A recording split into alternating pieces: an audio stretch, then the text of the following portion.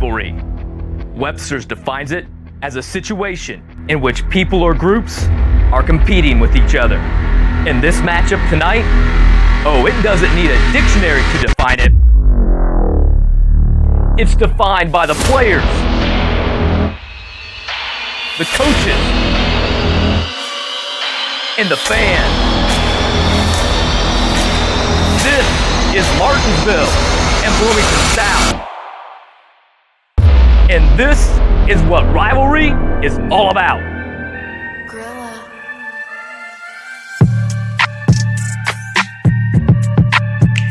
The Bedford North Lawrence Stars. The handoff goes to Tyler Cox, and Cox with a nice cut. He'll go back. Looking downfield, Andy Myers is open.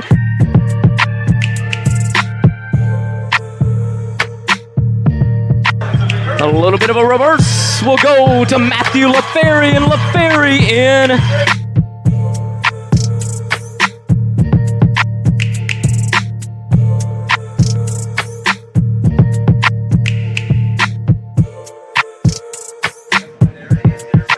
A handoff up the middle.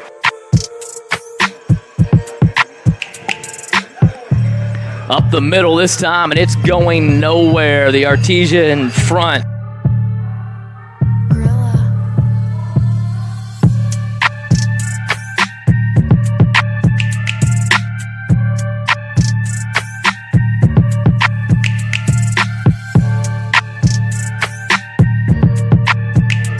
He's got his man open.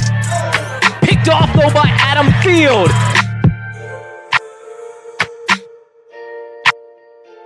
Down to 5. Back to pass. Pressure, down he goes. Ball is loose. A little bit of a rugby punt. It's blocked. Jacob Burkett. A touchdown for Martinsville. 29 miles, the motto for head coach Carter Whitson. They started that journey 40-7 over the Bedford North Lawrence Stars. The 29 miles to Lucas Oil Stadium continues tonight as the Artesians battle their rivals live on MHS Rewind.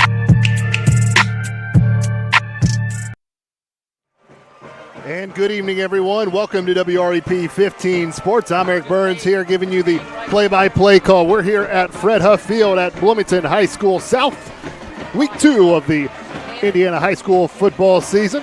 It's a big rivalry game, as you saw in the open. Martinsville Artesians at 1-0 taking on the 1-0 Bloomington South Panthers.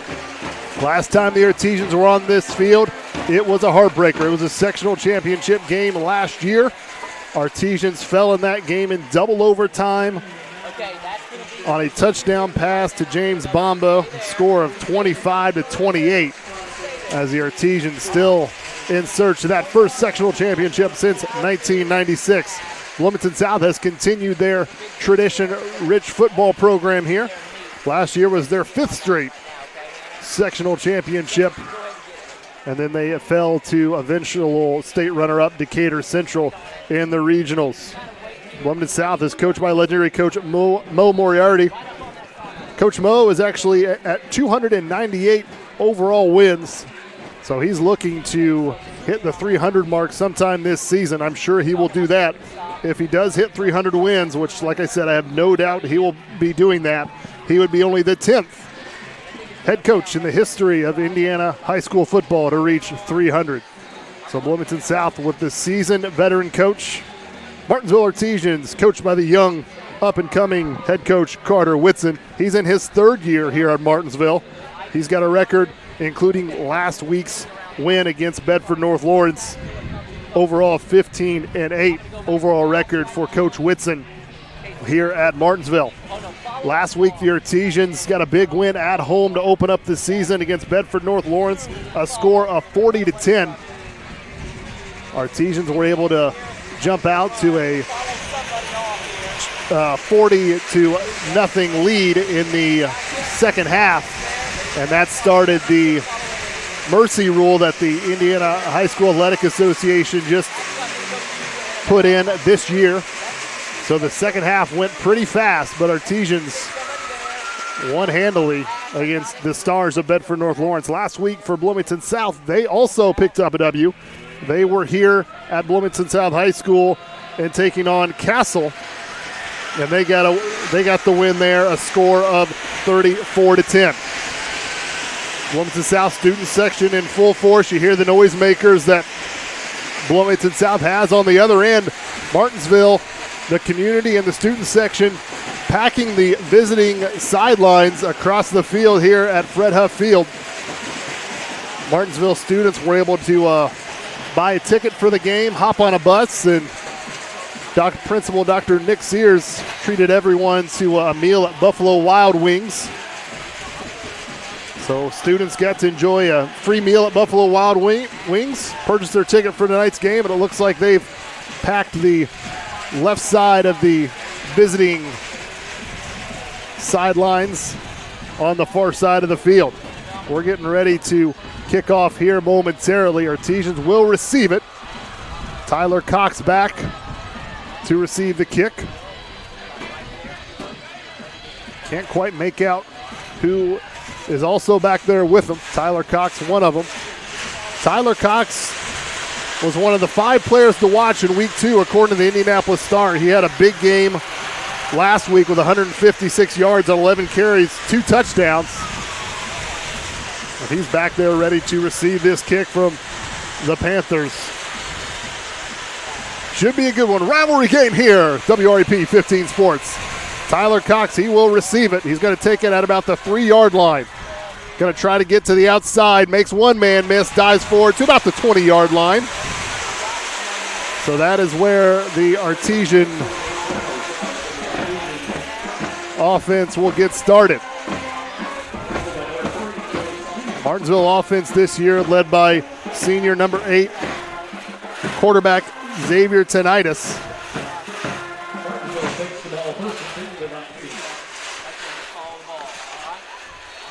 Xavier, a strong arm.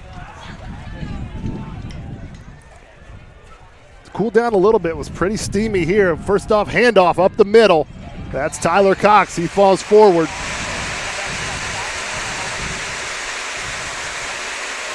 About a 5-yard carry for Cox.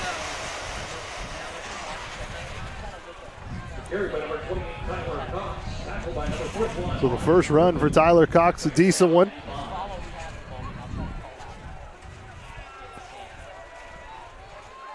Xavier's going to roll out. He's got a man. It's Thomas wide open on the Bloomington South sideline.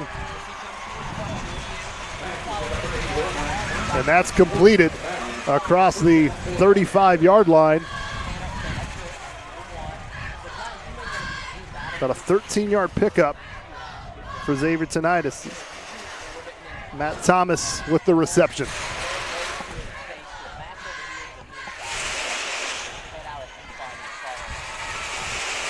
Xavier, quick pass once again. Matt Thomas, his second reception. He takes some contact.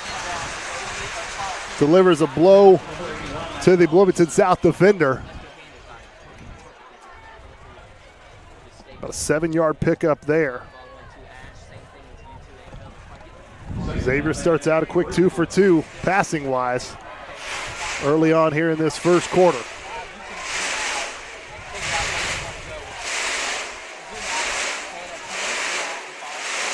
A lot of noise here in this Bloomington South sideline. Pressure coming, little speed option. Tyler Cox gets hit, not a whole lot of room there. Maybe a yard, doesn't look like even he got that. So that'll bring up 3rd down.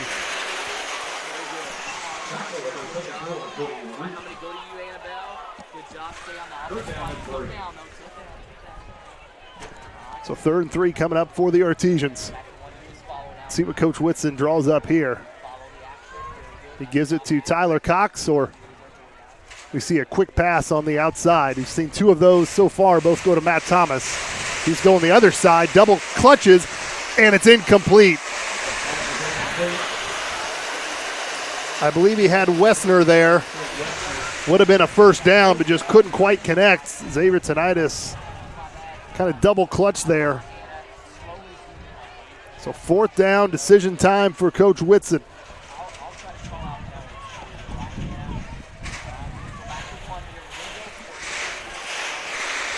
Looks like he's going to go for it. LaFerry's in motion. Play clock's at 10 seconds. Xavier backs up. He may try to punt this away, and he will. So Xavier tonight, his punts that is taken at the 30-yard line. Little spin move, and Matt across the 35 to about the 36 or 37-yard line. So Artesians get one first down, but have to punt it away. And now we'll see the Artesian defense. There is a penalty marker around midfield, and it's against Bloomington South, so that'll back them up a little bit.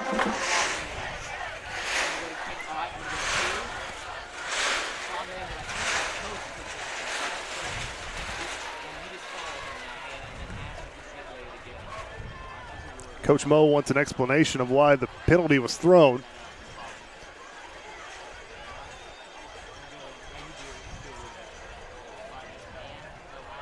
Personal foul, so it's a 15-yard penalty. Personal foul is the call Against Bloomington South, so that moves them back all the way to about the 22-yard line. And now we will see the Bloomington South offense. They're led by quarterback Mason Davis, but number one, there he is, Maverick Thierry. He is quick in space, and he has met and tackled. Nice job of the Artesians to pursue there.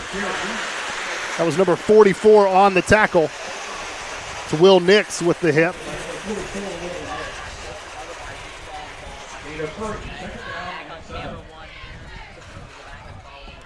About a 3-yard pickup there for Maverick. Nice tackle by Will Nix, bringing him down. But Maverick Thierry and Tyler Cox, two players that you're going to really be excited to see, as there's Thierry again, second carry. tackle number 55, Jackson Bloomington. Jackson Kleesner with the tackle. They're down 3 to go.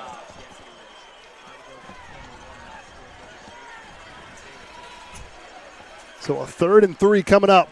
Gives it to Thierry again. He gets through a hole, still on his feet, and finally brought down at about the 40-yard line.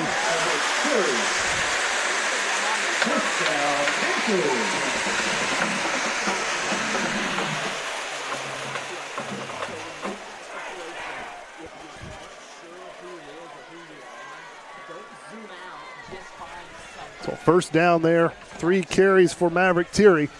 Last one about a 12-yard pickup. He's going to get it again around the left side. Escapes one tackle, but cannot escape the other one. Nice job there. Looks like maybe Billy Bias in there on the tackle. Tackle number 11, Billy Bias. Good for a gain of 1, second down and 9. So 4 straight carries for Maverick Thierry. Second 9, 8:45 left to go here in the first quarter of play.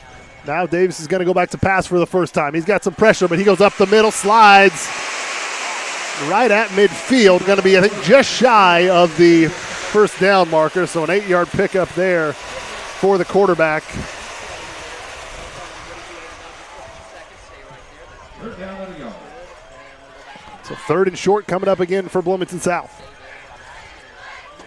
Hands it off to Thierry. Thierry, it's going to be close. It was tackled right at the line of scrimmage. I think Will Nix in there on the tackle again, and he's not going to get it. Tackle number 44, Will Nix. Still 4th and 1. Down and a yard. Coach Moriarty for Bloomington South looks like he's going to keep his offense out there. Can the Artesians get a big 4th down stop here?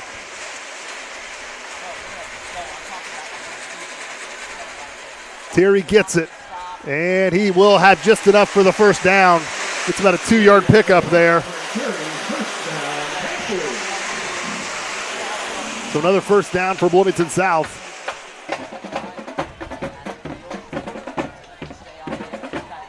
It's the 6th carry on this drive for Maverick Thierry, and he is the workhorse. He's not the biggest running back, but he will get several carries. Gives it to him again, slips through, met by a group of Artesian defenders.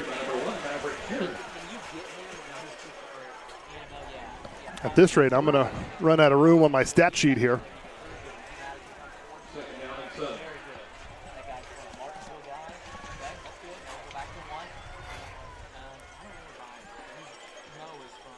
Gives it to him. Nope, this time the quarterback's going to keep it on the option.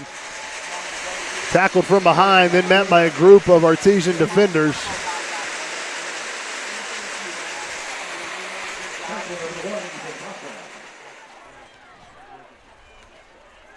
Got a 5-yard pickup there for Davis, the quarterback.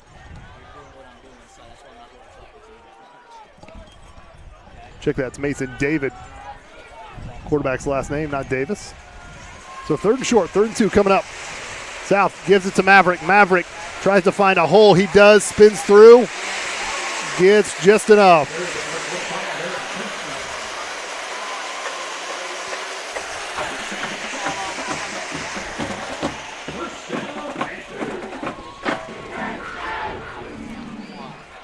So Bloomington South just keeps giving it to number 1 and kind of methodically working the ground game here. Mason David, the quarterback, hasn't even attempted a pass yet. We'll see if he throws one up here. He does not. He hands it off this time, a new running back, and he is met and immediately maybe got a yard, and they give him 1.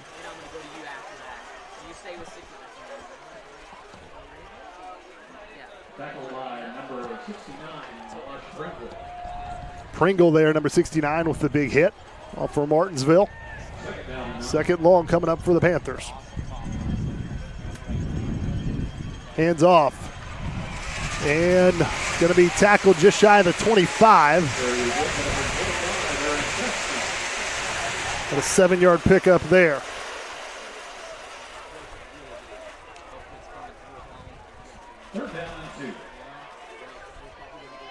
It's Aaron Chestnut, the number 25 running back for the Panthers. 3rd and 2 now. Bloomington South, ball resting at around the 26-yard line of the Artesians. Artesians trying to get a stop. David's going to keep it. He's going to have the 1st down and more. Can he get on the outside? He doesn't gain tackled by several Martinsville defenders, but got just enough for the 1st down.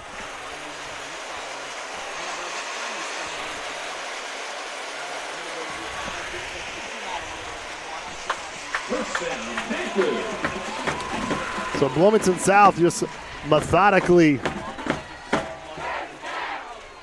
running this clock. It's 4 minutes, 40 seconds left in the 1st quarter. Bloomington South with a long drive here. Just using the ground game. Hasn't even attempted a pass yet. And there is Claywell. Ball's on the loose. And David jumped on it. There was a flag that got thrown as soon as the hit was made and the ball came loose. It was recovered by Bloomington South. The quarterback, Mason David, jumped on top of it. We'll have to first see what the penalty is all about. It's going to be a hold against Bloomington South. See what Coach Whitson wants to do. I would assume he would take this penalty. Football was recovered by Bloomington South, so if they decline it, it'd only be 2nd and 10. So they will take the penalty and move it back 10 yards. 2nd penalty against Bloomington South. So this will be 1st and 20 now for the Panthers. So let's see if the Artesians can take advantage of the Panther penalty. They've done a good job of limiting any big plays, but kind of come up in these 3rd and short situations, and Bloomington South has been able to get just enough for the 1st down. Maverick Terry had it, got hit hard, but Mason David's the one that has the football. Crosses the 30-yard line. Pemberton in there on the tackle, along with Jacob Burkett, I believe.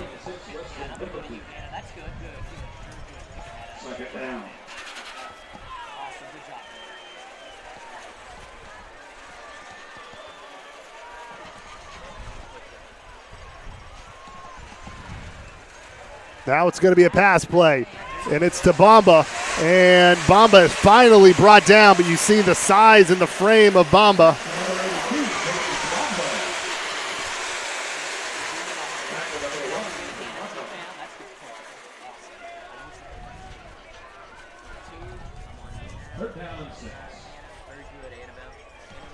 So still 3rd down, though, for Bloomington South.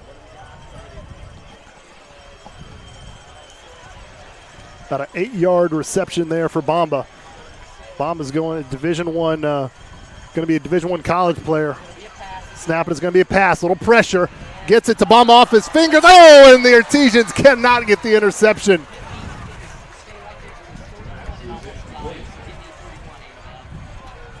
So there is some pressure there from the Artesian defensive line, and a wild throw, nearly intercepted. Like I said, tried to get it to, I believe, Bomba again. Bomba going to University of Miami of Ohio on a football scholarship. So fourth down coming up. South has already converted one fourth down. It's 4th and 6 this time. It was 4th and 1 last time they converted. 4th and 6 now. See if the Artesians get a stop. David's going to pass it. He's got a man wide open, but overthrows him, and the Artesians force a turnover on down. So a great job by Martinsville defense. Kind of a little bend but don't break situation. Gave up a lot of yards on the ground, but didn't even allow the Bloomington South Panthers into the red zone as the Panther drive stalls at the Artesian 21-yard line.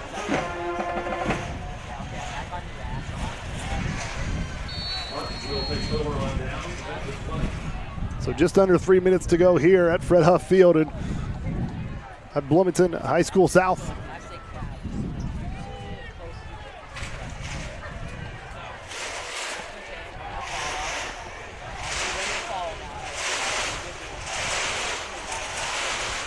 Xavier going to pass it. Gets it to Matt Thomas. Matt Thomas up the Bloomington South sideline.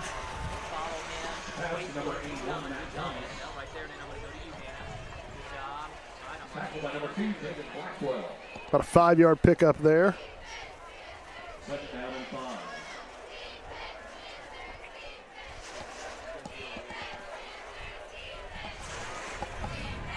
Second 5 coming up for the Artesians. That is the 3rd reception for Matt Thomas, and it's kind of all been the same play. Tyler Cox gets it. He was kind of falling forward. Got tripped up at the line of scrimmage, but was able to fall forward for a couple of yards.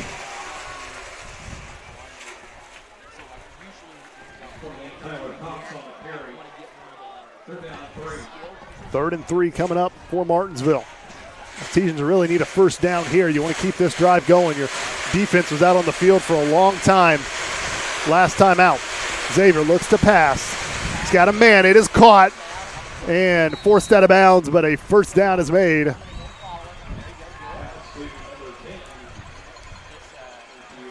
Cleveland Ferry, number 10, with that reception. 7-yard pickup there.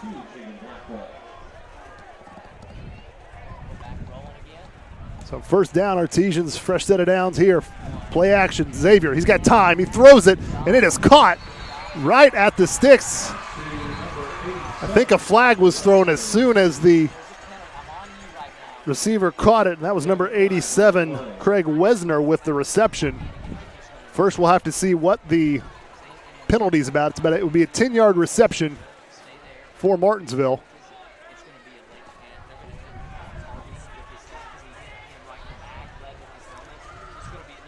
Officials having a discussion with Martinsville, so I assume that the penalty will be against the Panthers.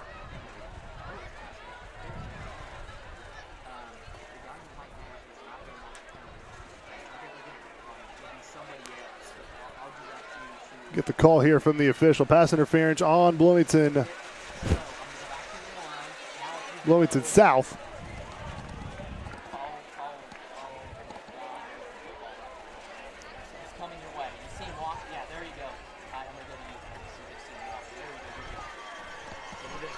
So that's a 15-yard penalty, so wipe out the 10-yard reception, unfortunately for Craig Wesner, but it becomes goes from 10 yards to 15 yards. So obvious choice there for Coach Whitson. Get 5 extra yards on the penalty. That's the 3rd penalty against the Panthers, and we're still in the first quarter. Fakes the handoff, gets it to Andy Myers. Little bubble screen here. Myers gets it across the field near the first down marker, maybe a couple yards short. So Andy Myers, his first reception goes for about 8 yards. Xavier tonight has been very efficient.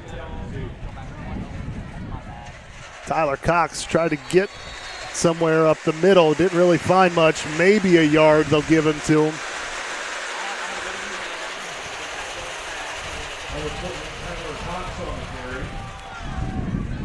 Third down and 2. So third down now coming up for the Artesians.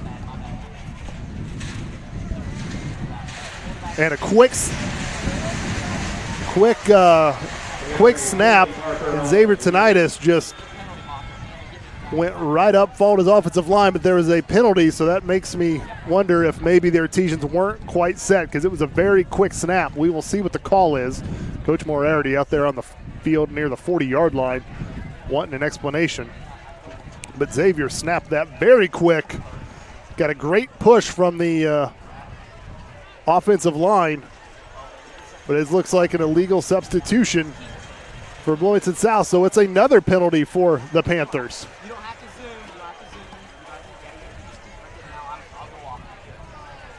It is declined, so the Artesians will take the run. I think they got more out of that than the penalty.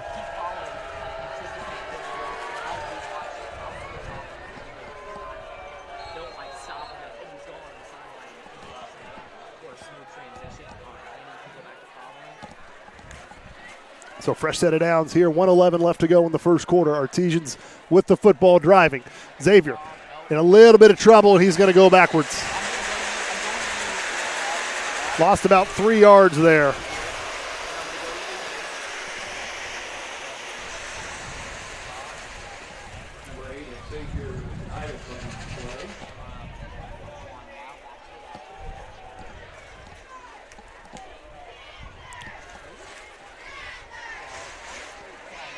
Xavier's going to throw it. He's got a man. Nice diving catch. And that is Craig Wesner.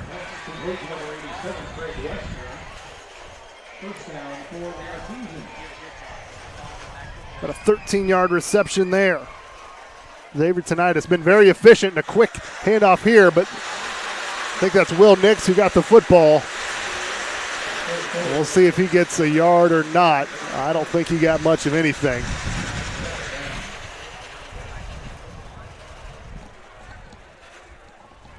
.20 seconds left. We'll see if Coach Whitson calls a play here or just lets the clock run out, and we then move on to the second quarter. Right now, 10 seconds, so we'll see if Coach Whitson wants one more play in this first quarter. He does. Xavier Tinnitus, quick pass to Matt Thomas. Matt Thomas gets a nice block, still on his feet, and tackled around the 15-yard line. So about an 8-yard pickup there.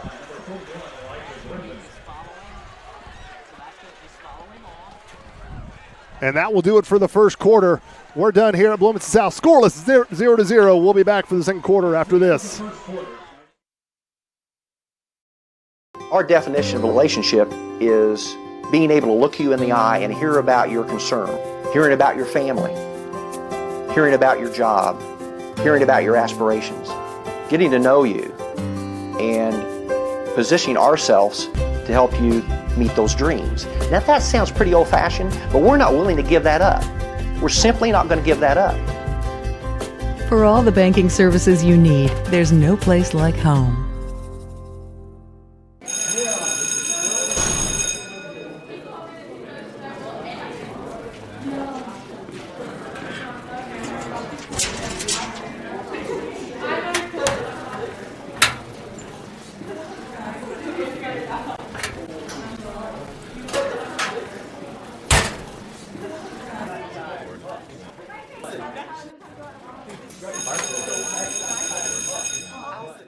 Join the majority.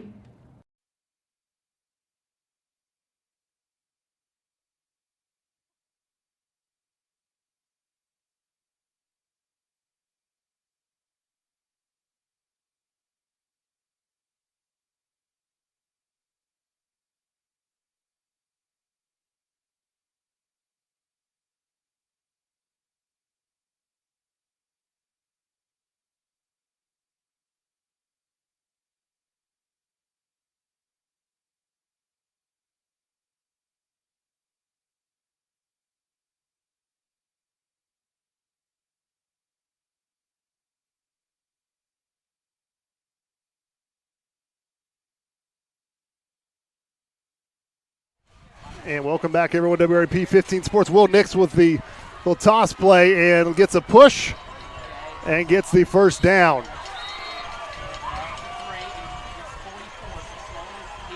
Will Nix about a 6-yard carry there.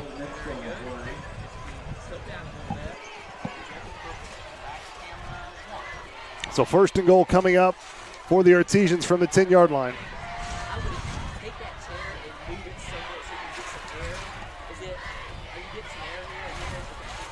Will Nix falls forward about 2 yards. Back-to-back carries for Will Nix. That first quarter, Xavier tonight is very efficient. Only 1 incompletion that I've got record for.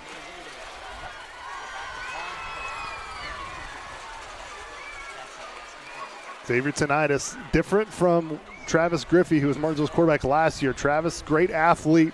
He was one that would run it a little bit more. Xavier Tinnitus, he can use his legs every now and then, but he's going to make his living from his arm. 2nd and goal from the 8-yard line. Xavier hands it off. It's Tyler Cox, spins, stays on his feet. Check that. That was not Tyler Cox. Excuse me. That was I believe that was Tyler Cox. Did not see if that was Tyler Cox or Weston Pemberton.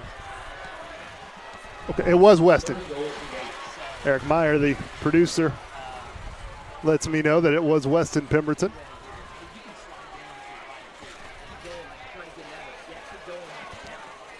Didn't look like Weston got anything. I thought he might have got it some when he turned the corner, but no gain. So 3rd and goal still from the 8-yard line here. Artesians trying to punch this in. Fakes it. Pass play. Andy Myers off. The hands might have been broken up there by the corner of Bloomington South. I think Andy thinks he should have had that one. Artesians had a couple of drops in the end zone last week against Bedford North Lawrence. That one, if it was hauled in by Andy Myers, it would have been 6 points. However, we're going for it. 4th and goal from the 8. Got to punch it into the end zone here. Xavier looking to pass. He's got time. He throws it in the corner, gets tangled up, but well overthrown. And that will do it. Bloomington South stops him. So Martinsville stopped Bloomington South in the first quarter. And then Bloomington South returns the favor.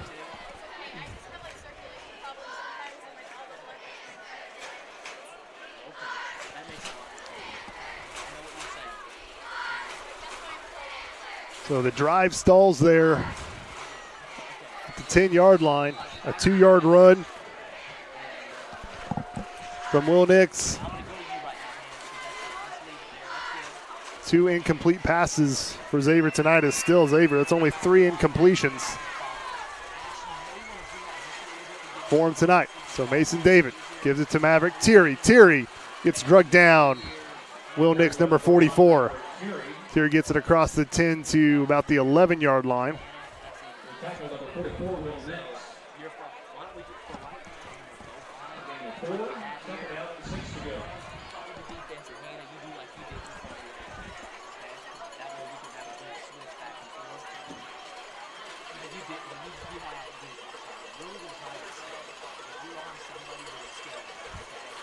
David, quick pass. Gets his receiver and tackled by the Artesians. Number 13, Adam Field with the tackle. That was about a 5-yard reception. We may actually have stoppage of play here. I don't know if the officials want to see a measurement or not. Nope, they're just going to give the first down. First down, Panthers.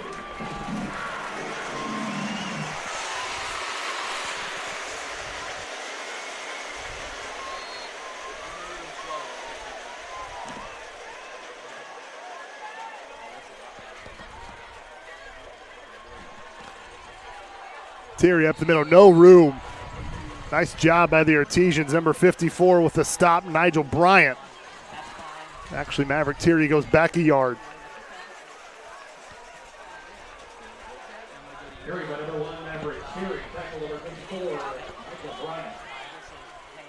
To give a shout out to former MHS Rewind and classmate of mine, Heath Shanahan, who works for IHSAA TV.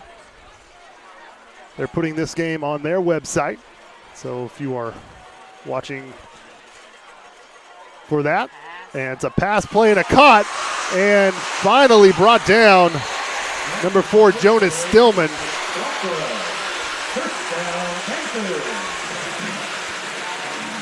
22-yard pass play there.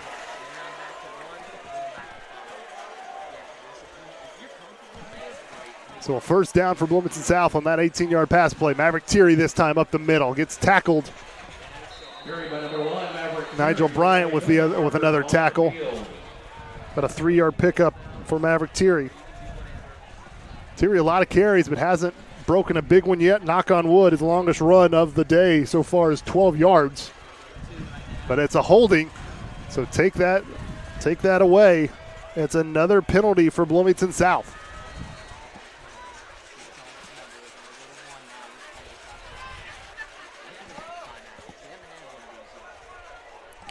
I'd like to thank you if you're watching us live on the MHS Rewind YouTube channel.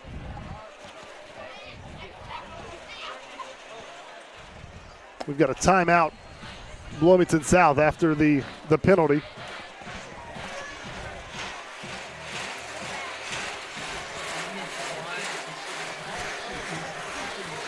So Eric Meyer was able to talk with Coach Carter Whitson at the MHS Coaches Show. Let's go ahead and see what Coach Whitson says about the Bloomington offense. Offensive line-wise, that's what Coach Moe coached. That's what he still coaches, even though he's not the O-line coach. That's what he coached at IU. They always do a really good job of running the ball, pass protection. So it starts with those guys, which helps their tailback out. Tailback's a 3-year starter, fast, dynamic player. They've got a tight end that's a Division I recruit that they're going to try and get the ball to some different ways. They've got a 4-year starter at slot receiver. And the outside guys, they kind of got a rotation of guys that can make plays. Guys that, the kid that caught the double overtime touchdown is back. So they're a very senior-led team. Veterans. They know what they're doing. They know their system. They're not going to be anything crazy flashy. They're just going to be solid, and we just got to make sure we play assignment football.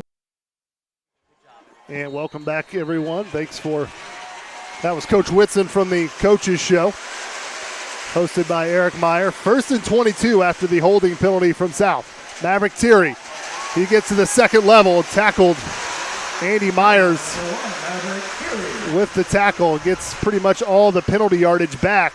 It's about a 12-yard carry for him.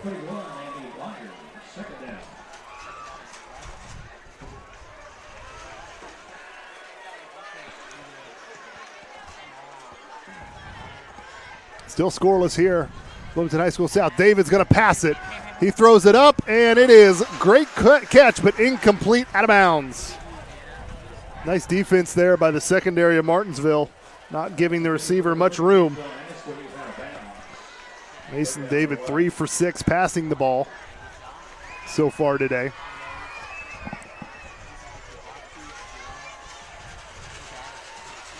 So 3rd and 11 coming up from the Bloomington South 39-yard line. David fakes the handoff, has pressure, gets it to Bamba, and he makes the catch across the 50, and that's enough for a first down.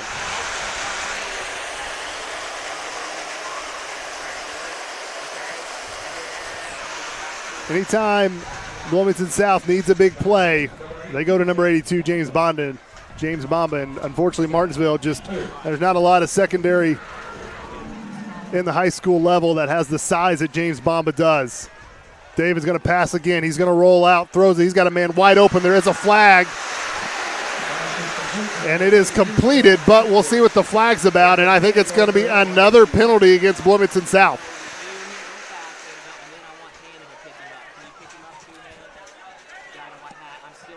We'll see what the official call is, but I believe this one's coming back.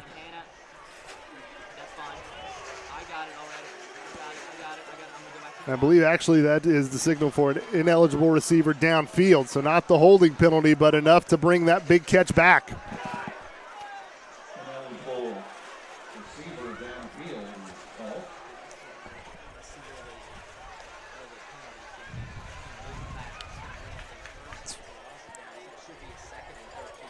So a 5-yard penalty this time. That's the 5th penalty against the Panthers. Brings it back 5 yards. And a quick pass there to David. Artesians do a nice job to string that out. Bloomington South fortunate to get what they did. Got about 3 yards on that pass. Second down and 12.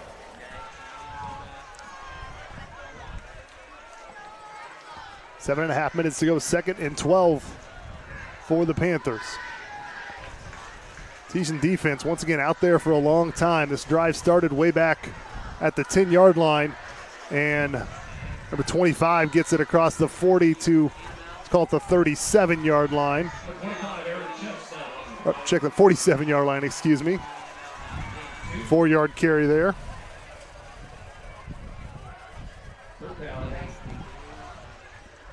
So 3rd and long coming up.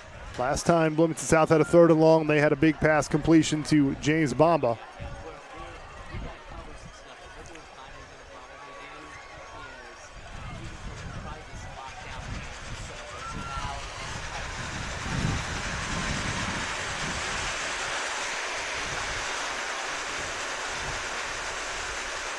Takes the handoff, play action. David has time. Now he's got pressure. He's scrambling, going backwards, and he will be sacked out of bounds.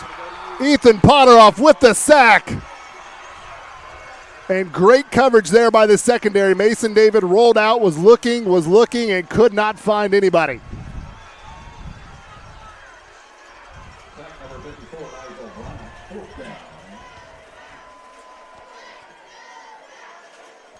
And Ethan Potteroff with the sack. There was some pressure that forced Mason David to roll out. Ethan Potteroff got the final sack, but great coverage by the secondary. Like I said, Mason was rolling out, looking downfield, just could not find anybody. And that brings up a 4th down, and now I think there's some personnel problems for the Panthers, and they are forced to use their 2nd timeout.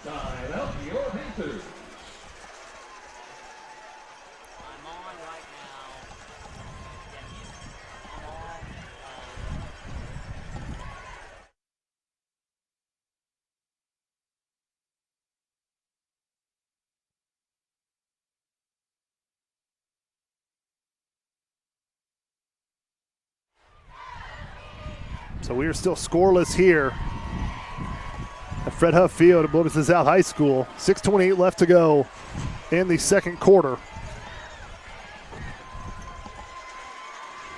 Artesians forced a punting situation here for the Panthers after an Ethan Potteroff sack on Mason David, the quarterback.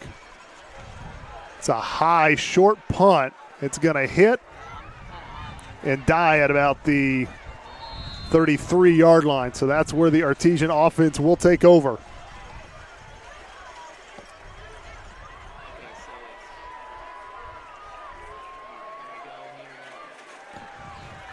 Martinsville takes over with 34.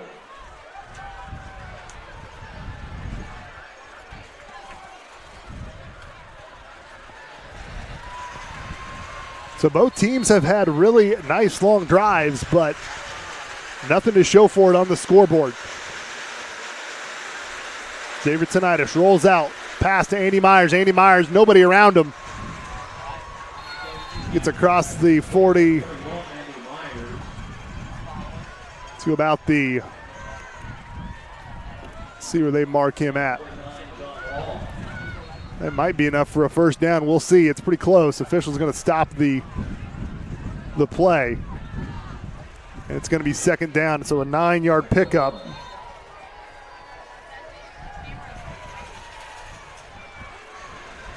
Xavier rolls to his left, looking, fires across field. Wow, what a catch! Matt Thomas goes up and gets it.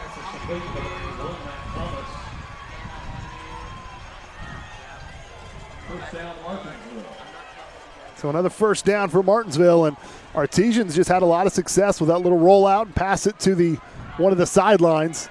Tyler Cox trying to get something going on the ground, just not much there. Gets 2 yards. Get that, it's just a 5th carry for Tyler Cox, but it's only got 10 yards on those 5 carries.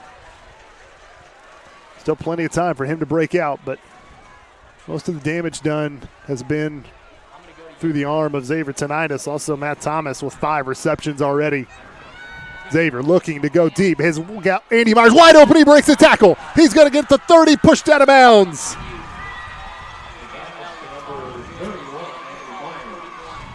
First down, Martinsville.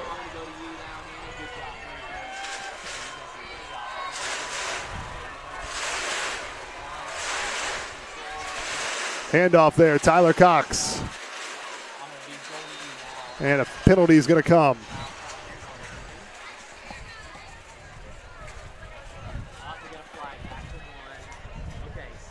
See what the penalty's about here. And this time it is against Martinsville, and the Bloomington South fans let out a cheer. That's the first penalty that is called against the Artesians.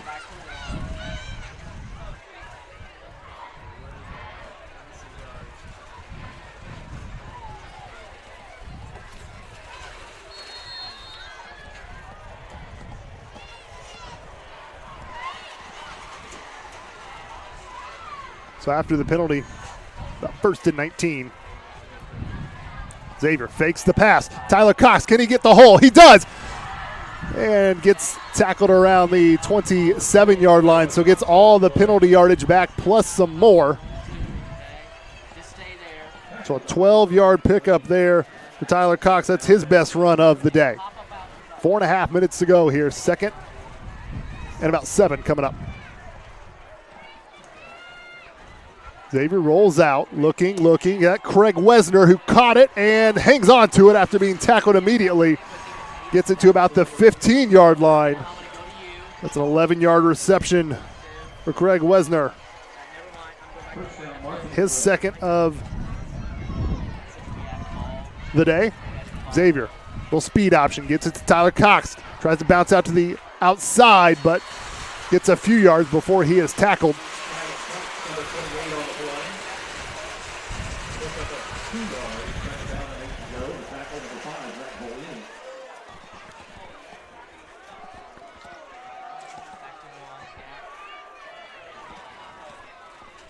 Artesians will slow things down just a bit, get the play from the sideline. 2nd and 8 coming up. Artesians got it to about this point last time they had the football, but stalled out. And immediately tackled.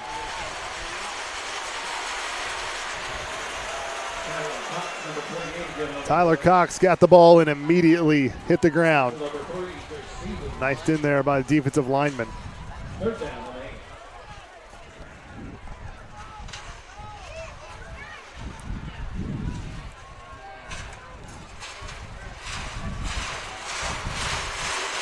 Bloomington South sideline making some noise here.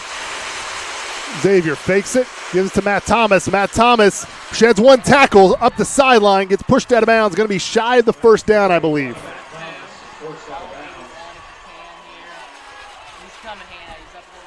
It's about a 5-yard pickup there.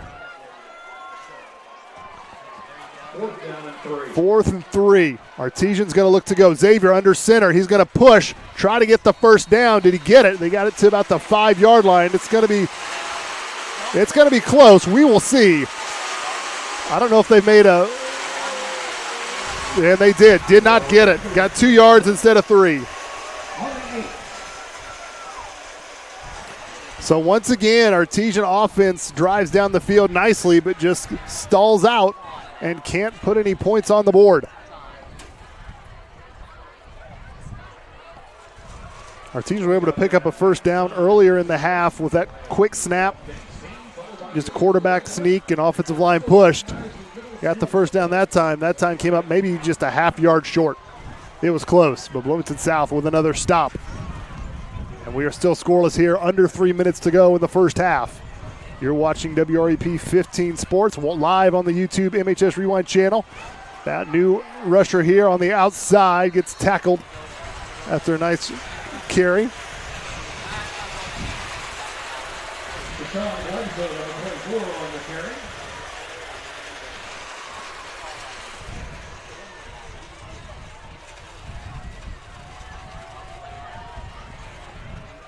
Six-yard pickup there. So 2nd and 4 coming up for the Panthers.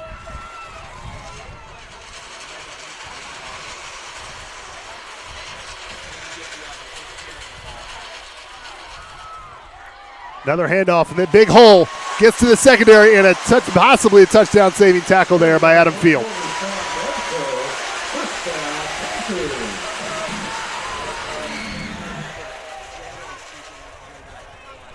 Back-to-back big runs by number 24, Bledsoe of the Panthers.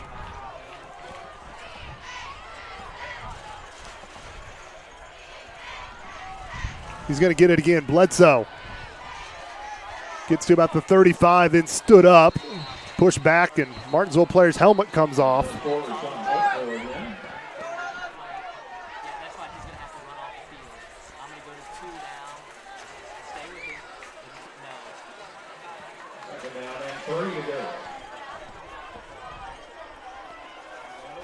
So Rashawn Bledsoe, 3 runs of 6, 16, and 7. Going to fake it to him. Mason David's got a man wide open in the middle of the field, and Billy Bias with a suplex, but not before a big completion.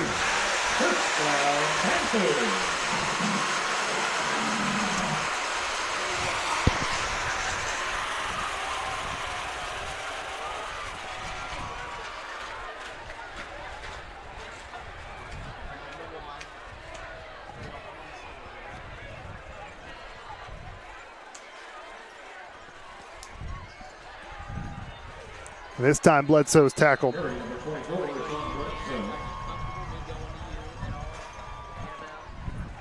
Not much room for Bledsoe there. Tackle by 54, nice up right. Second and 9. So under a minute to go here. Martinsville trying to keep Bloomington South off the scoreboard late here in the first half. He's going to pass it. Mason David going deep. And it is broken up. Nice play by Andy Myers. Thought Andy Myers could maybe come up with the interception. He was in great position. Good thing.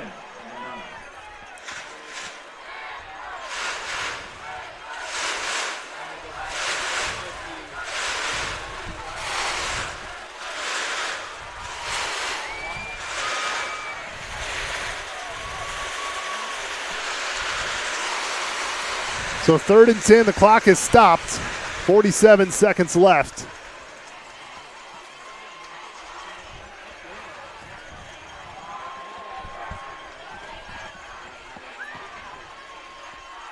Fakes it to Bledsoe again. Mason David, he's going to step up. He's going to tuck it and run. He's going to get tackled from behind. Gets across the 30. Will Nix with the tackle. Carried by the quarterback, number 10, Mason David. And Bloomington South will have to call their final timeout, I believe.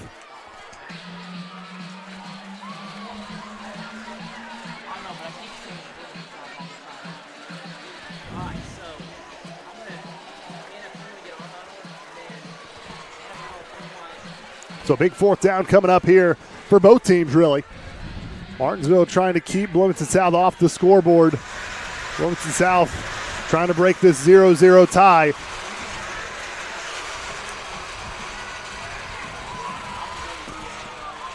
The scoreboard here at Fred Huff Field says Bloomington South has 1 timeout left. I thought that was their 3rd and final timeout. So we will see. Either I'm wrong or the scorekeeper's wrong. First down will obviously stop the clock momentarily, but we're at 4th down, so if they don't get the first down anyway, it's going to stop on a turnover on downs. 4th and 6 coming up for Bloomington South. Rashawn Bledsoe, number 24, the back, just started getting some carries here on this drive. He's had 3 really good ones. Artesian's trying to get a stop. They fake it to him. Mason David look back to pass. He's going to throw it. And good position for the Artesians. Billy Bias comes in after great coverage by Ethan Potteroff. Billy Bias came and knocked it away. So a great stop there for the Artesian defense. Coach McKinney has to be ecstatic with the way his defense has played. Offense for Martinsville has done well getting the ball down the football field, just when they've got inside the 10-yard line, haven't been able to punch it in. So 25 seconds left. Martinsville has all their timeouts left. We'll see how aggressive Coach Whitson is here.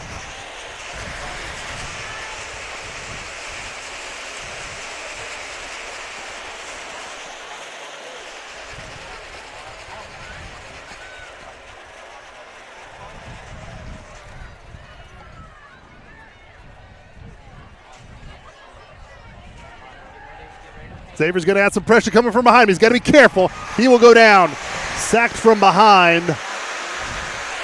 And after that, Coach Whitson may not try anything else after that. I think he was trying to get Xavier Tinnitus to go deep, but he was sacked from behind. He hands it off. Tyler Cox has some running room. And will he use a timeout? Can't use a timeout. Time's run off.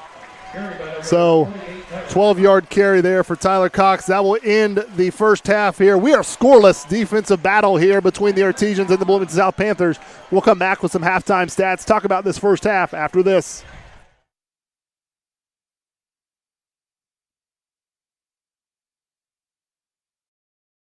Sportsmanship doesn't happen just on the court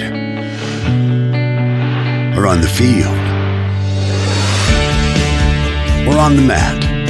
It doesn't happen only in the pool or on the green or the track. It also happens in the stands, on the sidelines, on the web, and at home. That's because sportsmanship is everyone's responsibility. We remind you to practice good sportsmanship at all high school sporting events. Treat athletes and officials with respect during competition and especially in social media. And support your team's coaching staff. Remember, sportsmanship has a face. Yours. A message from your high school and the Indiana High School Athletic Association.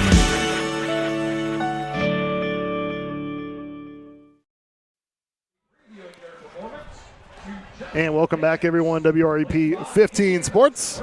Thank you if you're watching us live on the MHS Rewind YouTube channel.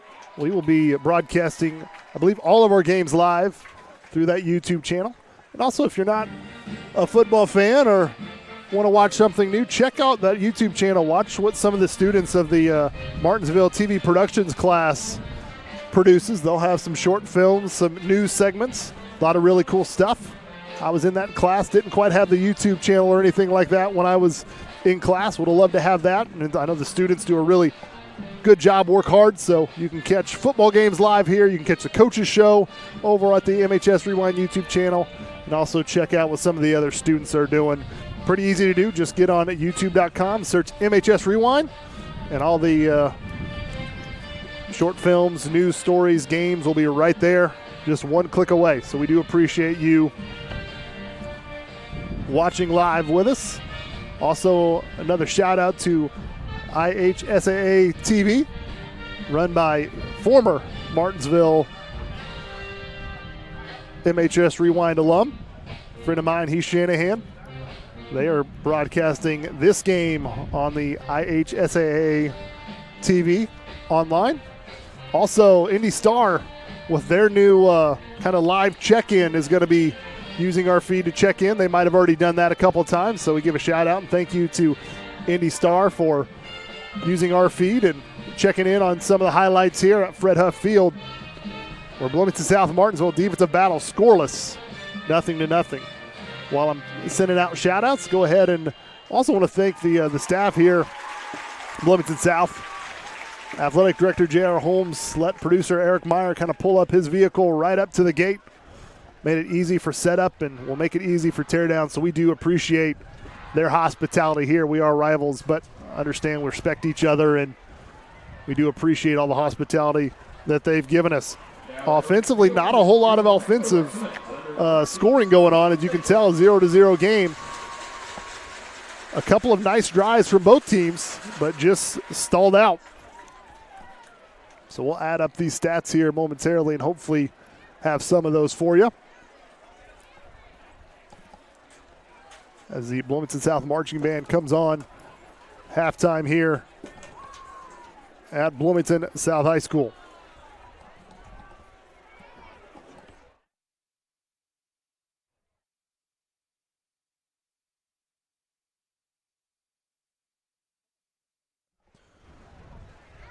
We'll go ahead and get some of these stats together. We'll show you a clip from the MHS coaches show. Coach Carter Whitson sat down with Eric Meyer. We'll show you some of that segment. from the show. It's going to be talking about the game from last week against Bedford North Lawrence and showing some highlights from the big win the Artesians had against the Stars last week in Week 1. Very well offensively and defensively. Let's go ahead and take a look at some of the highlights. Our highlights cut down a little bit as well because the second half of play went through it, but let's go ahead and roll some of those highlights from the contest on Friday night. Yeah, so we go 3 and out on offense, and then first drive for us on defense is a shut down, pin them. They ran their veer like they wanted to on the first few plays, and we were ready for it, prepared for it, really good at our assignments and trusting our teammates. And like you will see all year, like we talked about even last week, you'll see about 6 or 7 dudes in red jerseys or if we're wearing white on the road tackling somebody. Here we go. This is a Coach Rob Helm special. He called this one right here. We had a little quick motion and then got a little counter action with Tyler, getting Tyler Cox out in the open field, and he's always dangerous when that happens. Now we're to the air. Okay, we're to the air, going deep. Andy Myers can run by a lot of people. We should have had a touchdown earlier that drive on a long one that Matt Thomas should have scored on. So it's always good to see those explosive plays. We talked about it each week, the turnover battle.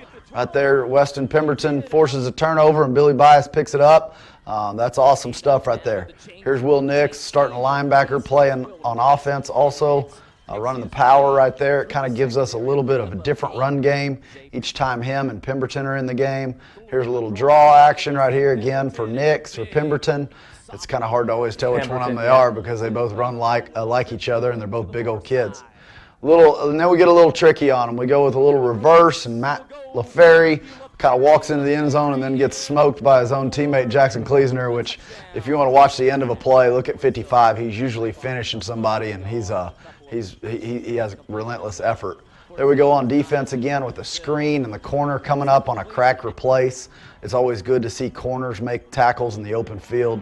Here's some sacks right there. Malachi Pringle was all over the place in his first start, and then Jackson Kleesner again playing both ways was awesome. Here's 81, again, 4-year senior, making some plays. Was really mad at himself. He didn't get in the end zone, but had a really good game, and we'll continue to see a lot of big things out of him all year.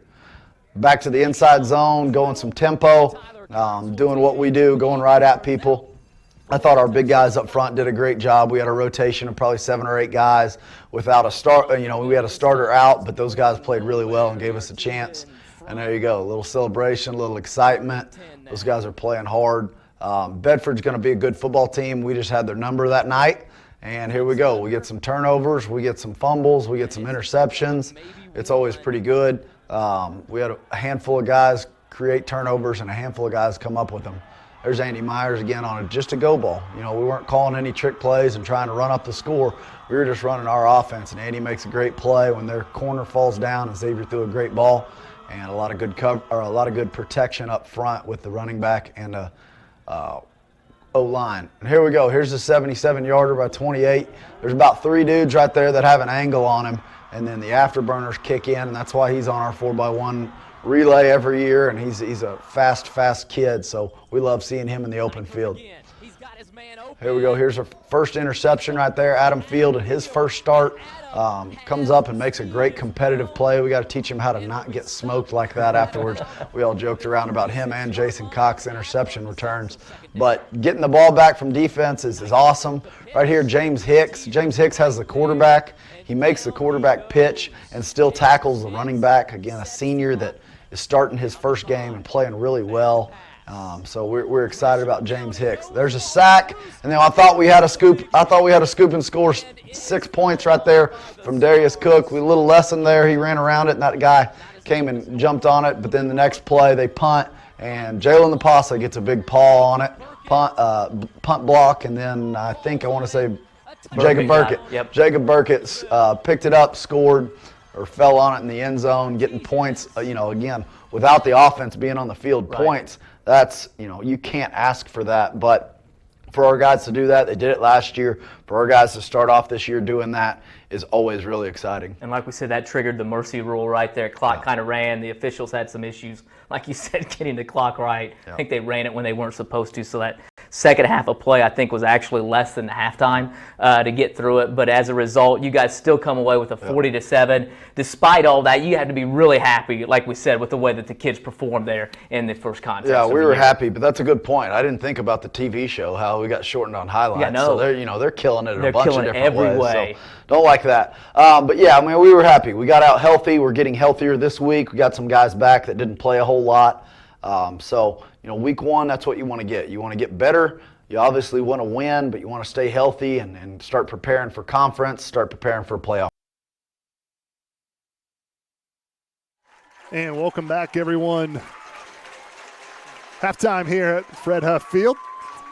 Bloomington South Marching Band just finished up their routine.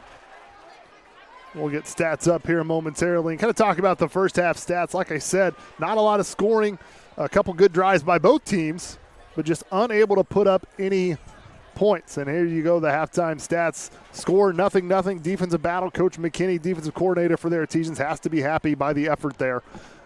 Pass yards, Bloomington South, 87 pass yards. Now, one of those came on a 36-yard reception made there toward the end of right before halftime.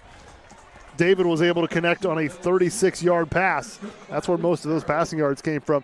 Xavier tonight has been very, very efficient, 112 passing yards. He's 12 of 15, only 3 incompletions that I've got counted for. Unfortunately, none of those have been in the end zone. Had one that Andy Myers maybe could have had a defender on top of him, so would have been a tough play, but that's as close as Artesians have gotten to the end zone. But 12 of 15 for 112 yards for Xavier Tinnitus. Mason David of Bloomington South, he's 6 of 11 for 87 yards. Rush yards, Bloomington South with 101 yards, and those numbers are inflated a little bit too, thanks to Bledsoe, the running back for Bloomington South. He came in toward the end of that first half and had 29 rushing yards on 4 carries. Maverick Thierry, the main back for Bloomington South, he's carried it 11 times, but only 44 yards to show for it. Artesians leading rusher, Tyler Cox, he's rushed it 9 times for 36 yards. So the two premier backs haven't really gotten things going quite yet. Still a lot of game time, still a whole other half left, so some time for them to get going. But like I said, the Indy Star had Martinsville's Tyler Cox as one of the 5 players to watch for in week 2 because of his performance. Maverick Thierry also had a great performance against Castle. Neither one of those guys have really got things going. Like I said, Maverick Thierry for the Artesians, 9 carries, 36 yards. Maverick Thierry, 11 carries for South, 44 yards. As far as the rest of the stats here, are Bloomington South with 9 first downs, Artesians with 10. Martinsville Artesians, no turnovers. I don't believe Bloomington South any turnovers as well. So both teams taking care of the ball. As far as penalties go, though, that has been in Martinsville's favor. They've only committed 1 penalty. It was a holding penalty that went back for 10 yards. Bloomington South, they have committed 5 penalties, 55 yards worth of penalties for Bloomington South. So those are your halftime stats here at Fred Huff Field in Bloomington South. We'll go ahead and take a quick break, then we'll come back with more football here on WREP 15 Sports.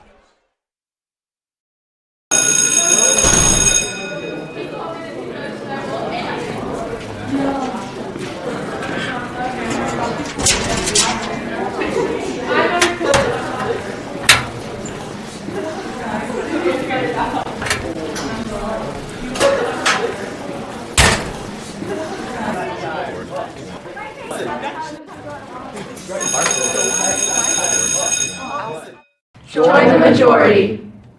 Our definition of a relationship is being able to look you in the eye and hear about your concern, hearing about your family, hearing about your job, hearing about your aspirations, getting to know you, and positioning ourselves to help you meet those dreams. Now that sounds pretty old-fashioned, but we're not willing to give that up. We're simply not going to give that up. For all the banking services you need, there's no place like home. And welcome everyone back to WREP 15 Sports. Thanks if you're watching live on the streaming app, youtube.com, MHS Rewind YouTube channel. We do appreciate that.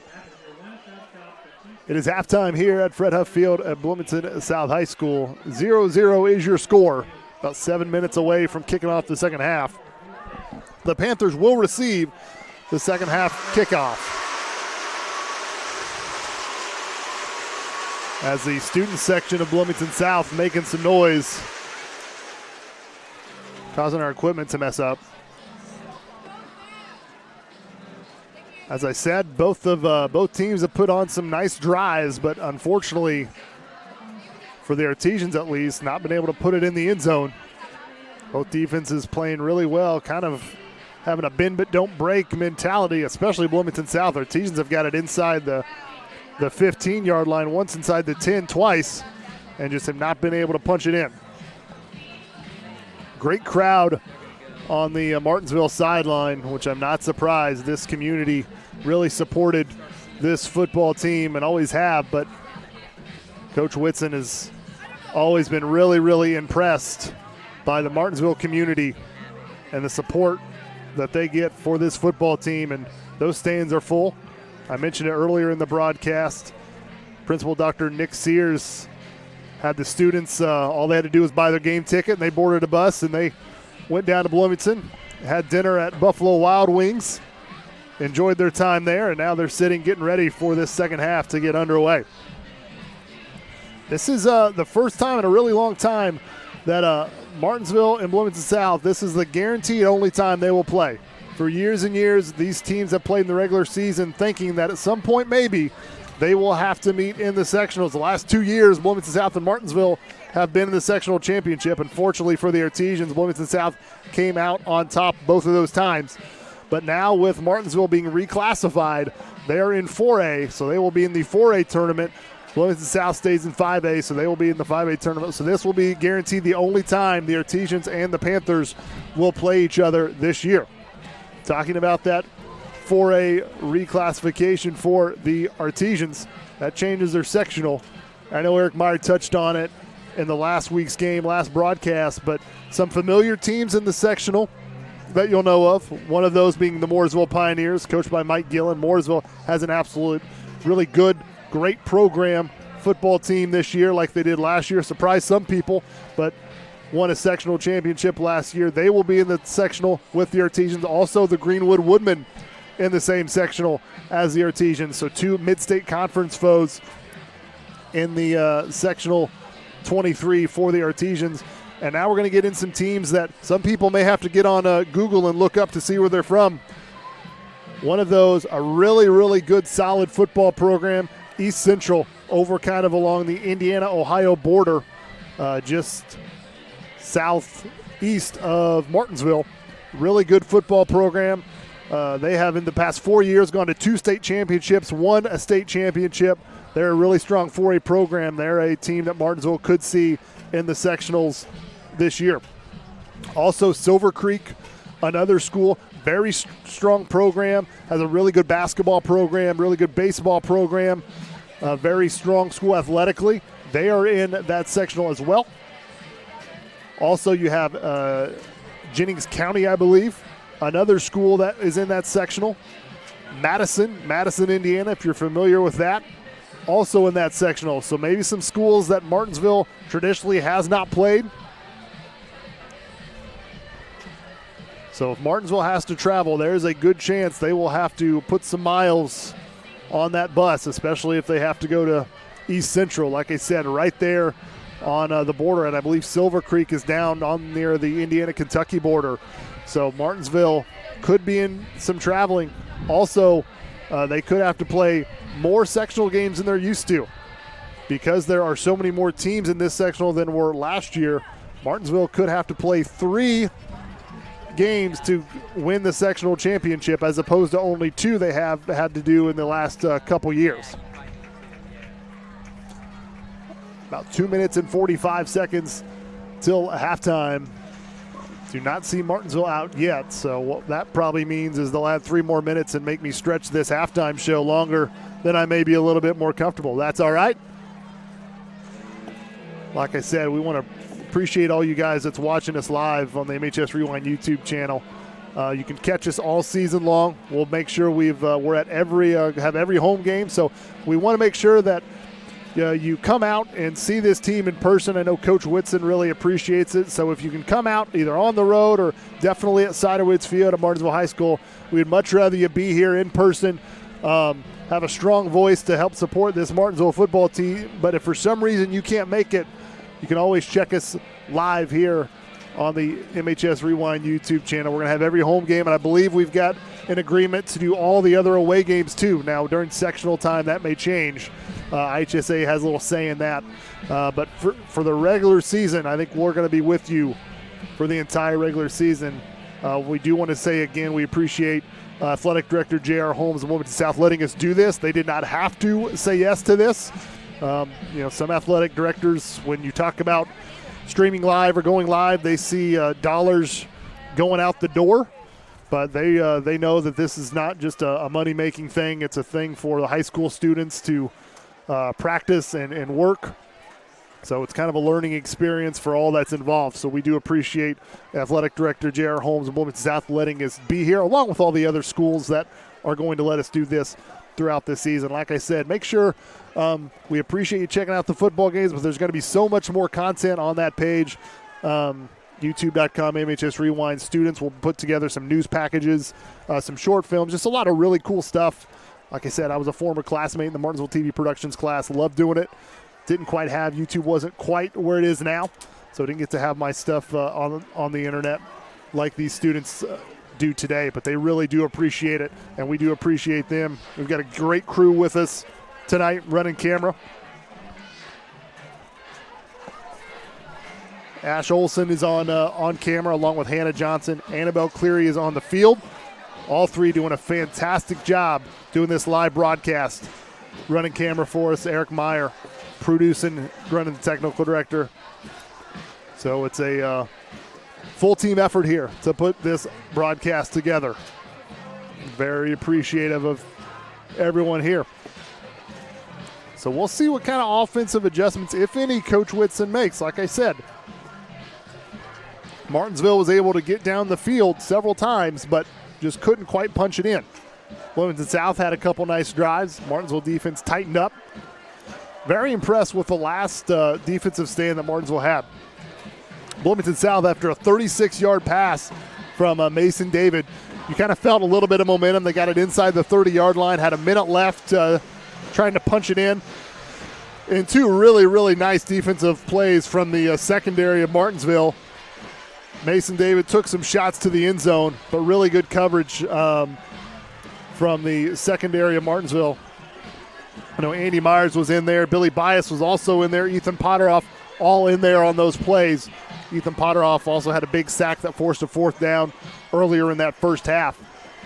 But the defensive line has really done a nice job of not letting Maverick Thierry break free. We know what he's capable of. He's had over 100 yards rushing last week. And like I said in the halftime stats, this week, or tonight I should say, 44 yards on 11 carries.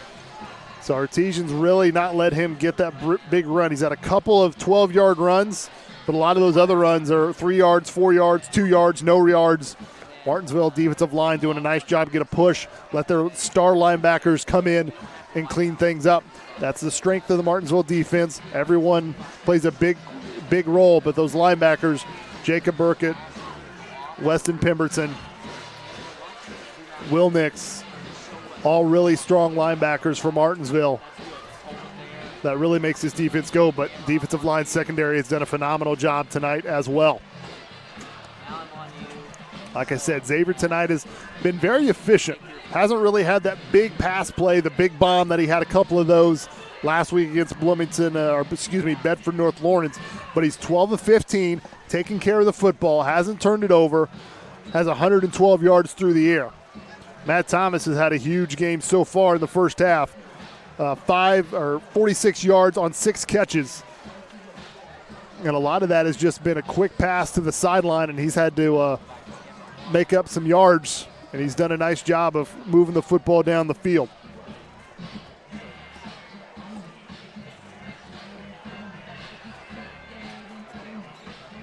And Artesians also being very disciplined with only one penalty so far in that first half compared to Bloomington South with 5 penalties for over 50 yards of penalty yardage. See the student section there. Looks like some got the memo. I don't know if it was a toga night or whiteout or what it was. Some got the memo there. But we do appreciate the students. We do appreciate what Principal Dr. Sears did, setting up that for students to come down here on the bus, grab some food, and really support this team. This is, some would maybe call this a revenge game. We know it's a rivalry game. We know Martinsville, Bloomington South, Martinsville, Bloomington before the consolidation of the Bloomington schools. Big rivalry game here. It has been for years. And I know Martinsville, some of the players that were on last year's team, I know all the coaches just kind of have a bitter taste in their mouth from how things ended last year. Double overtime loss in the sectional championship game. This will be the only time that Martinsville will see the Bloomington South Panthers this year. So if you want to get a win, this is when you have to do it.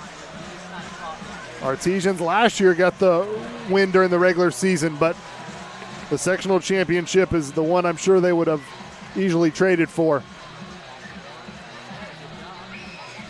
So that'll wrap up halftime here. Thanks for sticking with us, sticking through some of my ramblings during that lengthy halftime. But we're getting ready to kick things off here in the second half. Artesians will kick it off. Bloomington South kicked off in the first half, so they will receive it to start this second half.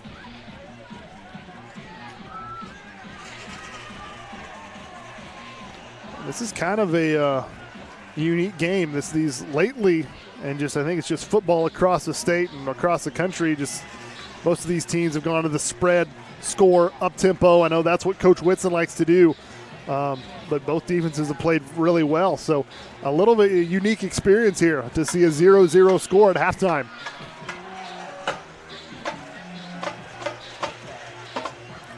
So Artesians will kick it off. And remember, Caleb Urban, the do-it-all kicker, absolute great kicker for Martinsville, has graduated. So we've got a new kicker here for Artesians. And it kicks it over the head of everybody, and it will roll into the end zone.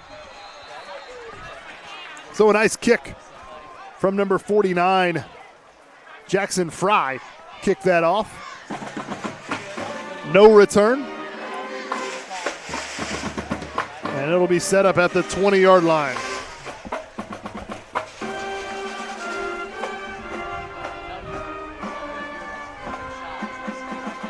Start off the second half at the 20.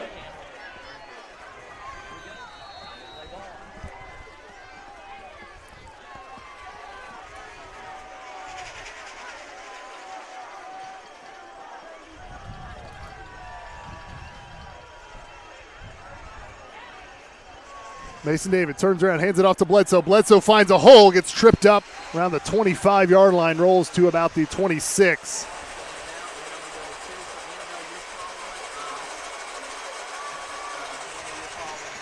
So Bledsoe with the start here in the second half. Rashawn Bledsoe, he is a senior. Haven't seen Mavic Thierry much. I don't know if he is injured or just trying to change some things up here. Bledsoe's had some success. And that time gets tackled for a minimum gain, maybe a 2-yard pickup there. Carried by number 24, Rashawn Bledsoe. Tackled by that defensive lineman. Third down, number 1. I think Malachi Pringle in there on that tackle. So 3rd and short coming up. See if the Artesians get a stop here and force a 3-and-out. David's going to keep it. And he is going to get hit. I think he's going to be short of the first down. It's going to be awfully close. He had to get to the 30. It's going to be close. I think he got a nice spot. I don't think he got there, but I may be a little biased. He did get it, 2 yards. All he needed. I thought he got 1.5 yards, but he got just enough for that first down.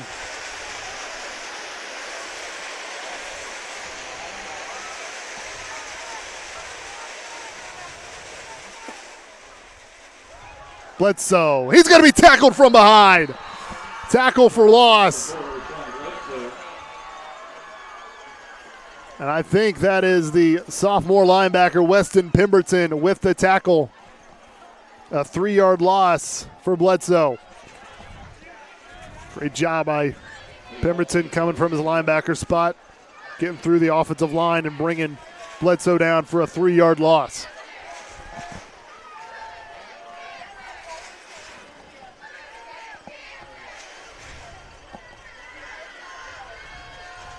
David, he's going to keep it. He's going to look to pass. He nearly had a man diving for it, but incomplete. Intended receiver, number 32, could not bring it in. Sean Asquith. And Sean Asquith's been kind of quiet. Sean Asquith has done some damage. We've got a penalty flag, and Bloomington South is saying it's against the Artesians. Speaking of Sean Asquith, he's going to be playing football at Valparaiso. And I did not see what the call was.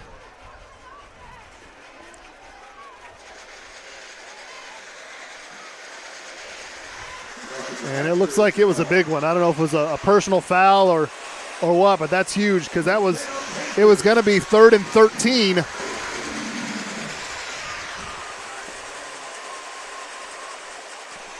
It was going to be 3rd and 13, and now Bloomington South has a fresh set of downs. So mark that down because that could be something that could really come back and hurt Martinsville. Got to be more disciplined than that. They have been all game long so far, but that time, I didn't see anything. I don't know what was the official call, but it was a 15-yard penalty, so it was a big one. Rashawn Bledsoe spinning. Malachi Pringle brings him down along with some other Artesian defenders in there. 5-yard pickup there.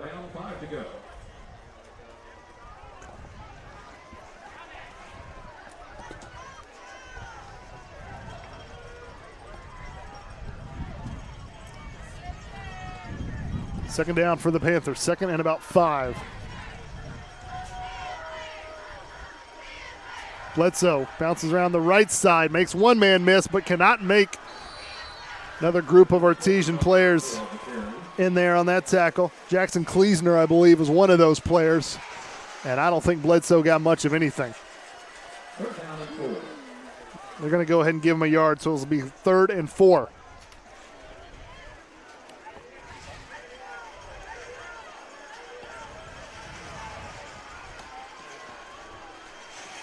Under 9 minutes to go here in this 3rd quarter.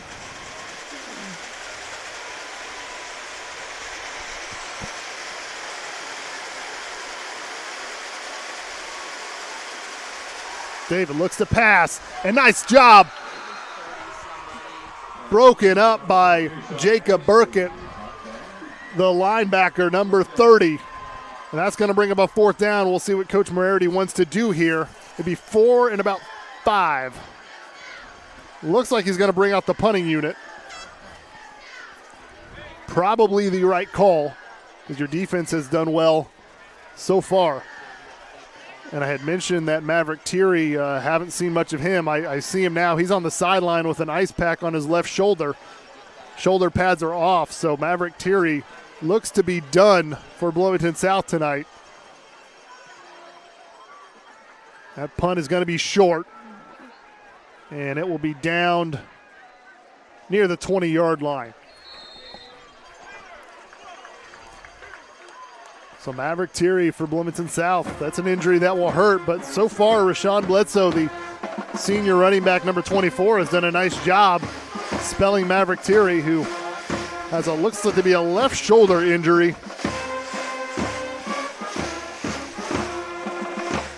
That doesn't mean the Artesian defense can let up. Bloomington South has a lot of other weapons. But now for the first time in the second half, we get to see the Martinsville offense.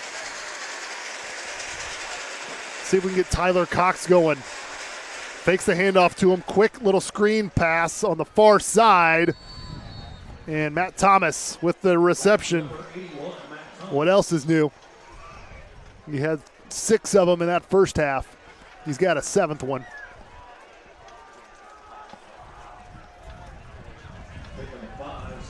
Five-yard pickup there. 2nd down coming up. Wind's picked up a little bit here, cooling off a little bit at Fred Huff Field. Another pass, Matt Thomas. And he gets driven out of bounds, but not before he gets a first down. And they're just giving Matt Thomas that much space.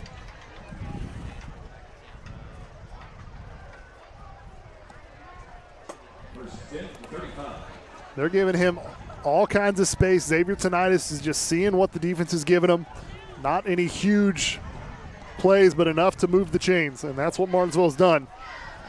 Just haven't been able to punch it in the end zone. Going to do it again just from the other side. This time it's LaFerry. Matt LaFerry across the 40 to near the 45-yard line. It's an 8-yard completion. I believe that's Matt's second reception of the night. Quick play here. Tyler Cox gets stood up at first and maybe gets a yard on second effort, but just not a whole lot of running room there for Tyler Cox so far tonight. Martinsville's just had a lot more success with those quick passes to the sidelines. Xavier Tonitis going to get a push, and he will get the first down.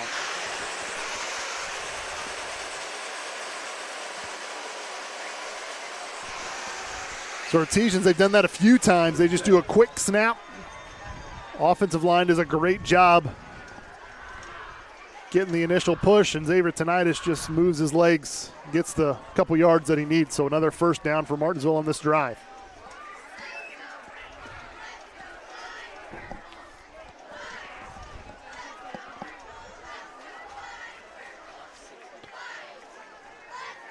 Xavier, little pump fake. He's got a man wide open. Can he come down with it? He does! And walks in for the score. Touchdown. Artesians strike first.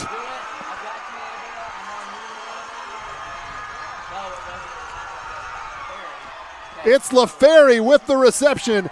It's a 54-yard touchdown pass. Xavier Tonitis to Matthew LaFerry. And LaFerry with the reception, and he was wide open. He had 3 or 4 steps, and we'll show the replay here. Xavier pump fakes, gets a little bit of trouble, escapes the pressure, and you see LaFerry. You can't even see a defender in your screen right there. And good for Matthew LaFerry. He had a touchdown that he dropped in the first game. Good to see him get that big pass play. Now we'll see what Martinsville does. I've said they do not have their kicker, Urban, anymore. So we'll see what the Artesians can do. Only 3 seconds on the play clock. Xavier's got to snap it. He does. He rolls to his right, trying to get 2 here. Gets it to, off the hands of Matt Thomas. So Matt went up to get it. He's a little slow getting up. Hopefully Matt's okay, and he's just a little disappointed he didn't come up with it. But that's something that may, if you're a Artesian fan, shot to the student section there. If you're an Artesian fan, that can be a little concerning. You get the touchdown, but you don't get the conversion. We'll show you that touchdown highlight again. Here it is from High Top, or one of our camera operators. Great job by them. You see Xavier Tonitis just kind of step up, avoid the pressure, and there's Matthew LaFerry. He's got about 10 yards between him and the next defender, and he's just able to walk into the end zone, make it 6-0 here with 7:08 left to go in the third quarter. Again, great job by Ash Olson, Hannah Johnson with those camera shots. Also on the field, Annabelle Cleary. Great job by our crew. Doing an outstanding job. Jackson Fry here set to kick this off. Was able to get it in the end zone last time. Let's see if he can do it again.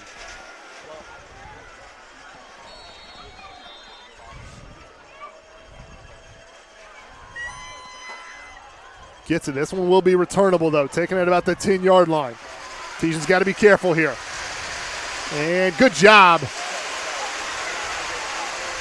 think that's number 63 who came up with that tackle. I think Trevor Mosgrip with the stop.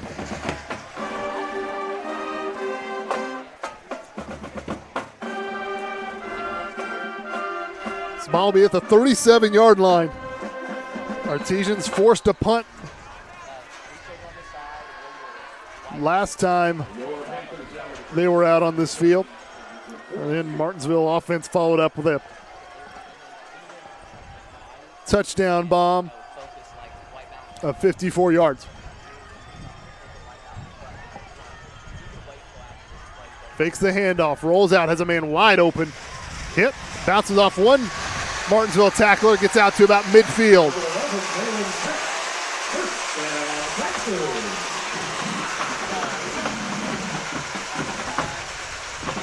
First down reception there, number 11.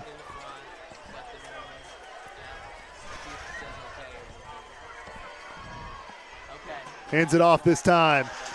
Breaks one tackle, and now he got space. And now it's a foot race. And tackled from behind, a touchdown-saving tackle.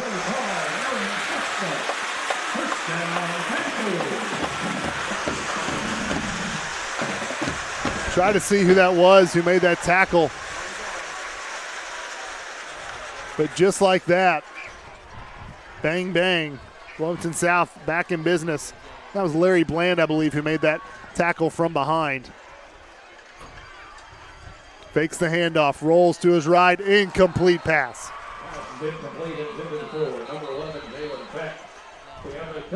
And a penalty flag is thrown. We'll have to see what this is about.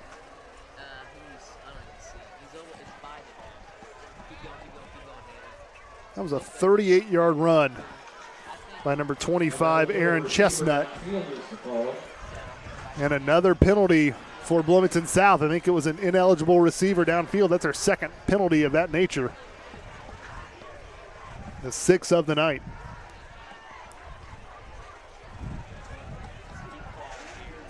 One thing, I know Coach Whitson is not a fan of the mercy rule. I don't think that is going to be taking effect tonight. It's been a tight one, 6-0. Martinsville with the advantage, but after the touchdown, Bloomington South is driving and threatening to put this in the end zone.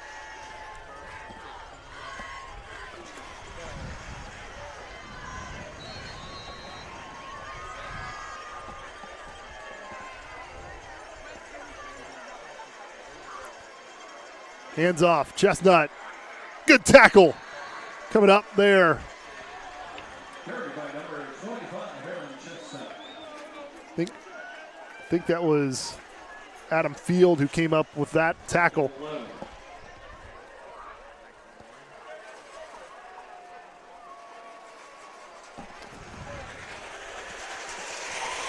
So 2nd and 11.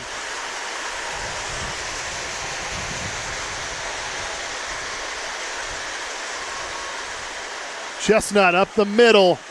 Gets hit around the 5, so maybe a yard or two shy.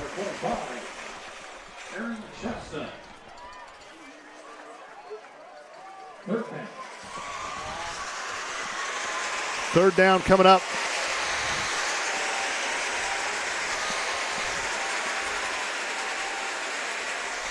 Third and let's call it 3.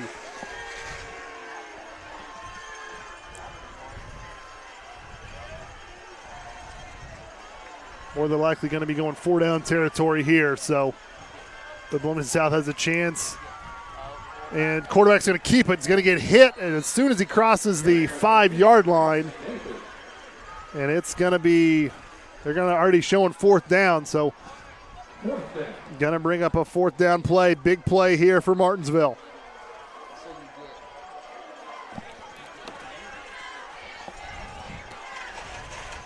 Fourth and 1. Can Martinsville get a huge stop here? Mason David in the shotgun. Aaron Chestnut to his left. Going to fake the pass and touchdown. And guess who? James Bamba with the catch.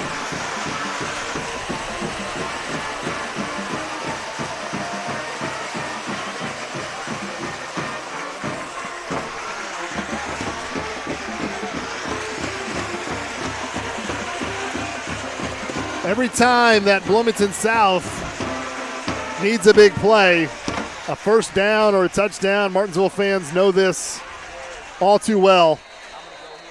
And he missed it. So the extra point is no good.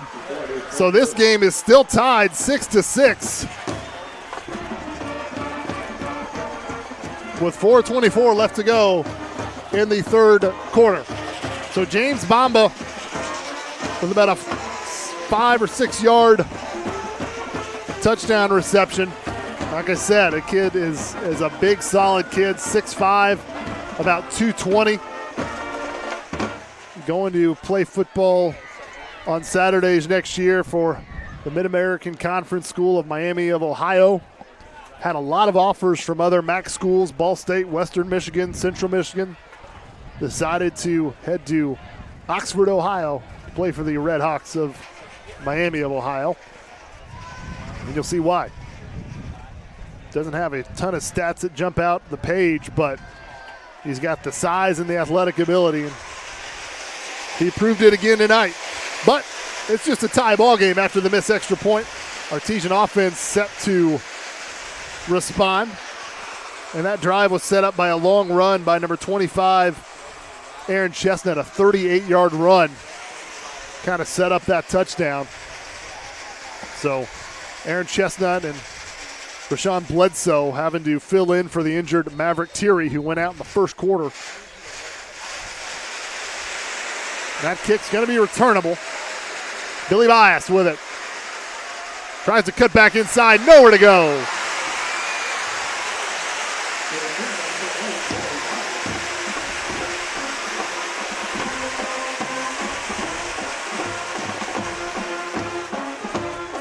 So Billy Bias returns it to about the 14-yard line, and saw him and some Bloomington South players chipping at each other, and it's a rivalry game.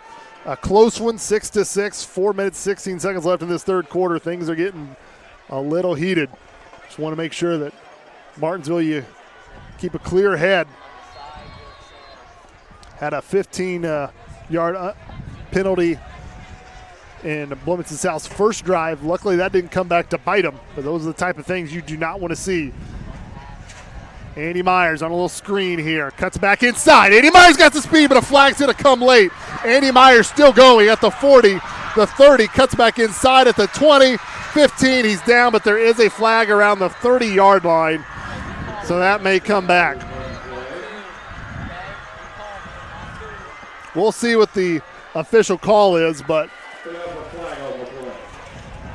from where the flag was thrown, it's going to be a holding, and it's going to come back. So the big play.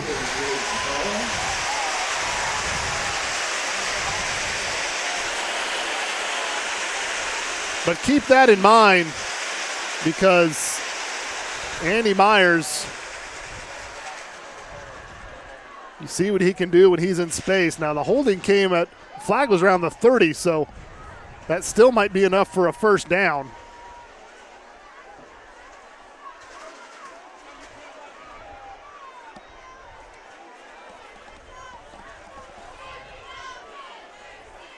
Nope, it's going to bring up a unique 1st and 8 coming up. So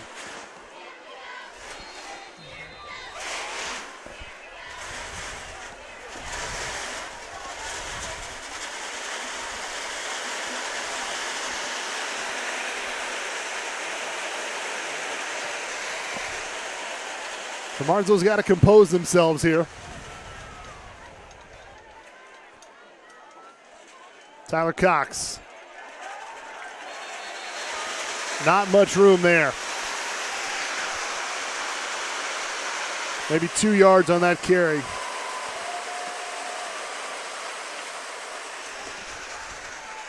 Tyler so far just hasn't quite had the success he did against the Stars last week. 2nd and about 8 coming up.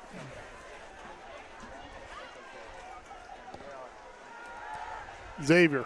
He's going to roll and throws it, gets caught, but I think it was tackled out of bounds. Catch was made by Craig Wesner, but out of bounds. So going to bring up a dangerous 3rd and 9. Bloomington South has the momentum. Their sidelines are making some noise.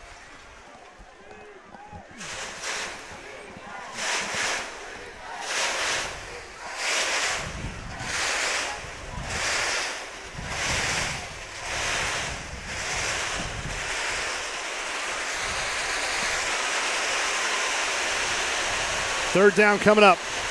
Going to try that same play. Andy Myers gets away from the first. Cannot get away from the rest. Tried the same play that he broke big gain for, but was unable to do it that time. The first big gain obviously was taken away from a holding penalty.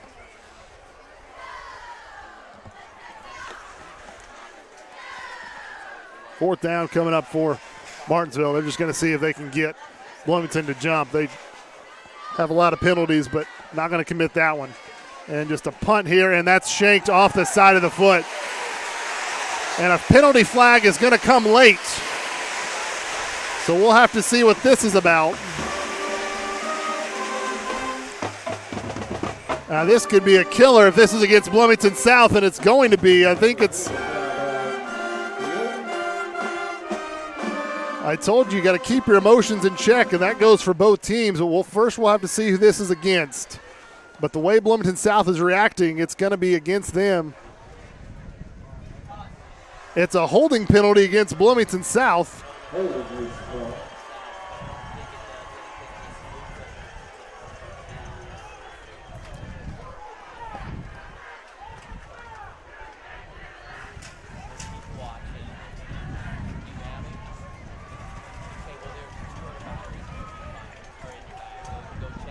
So we'll kind of have to get this cleared up here.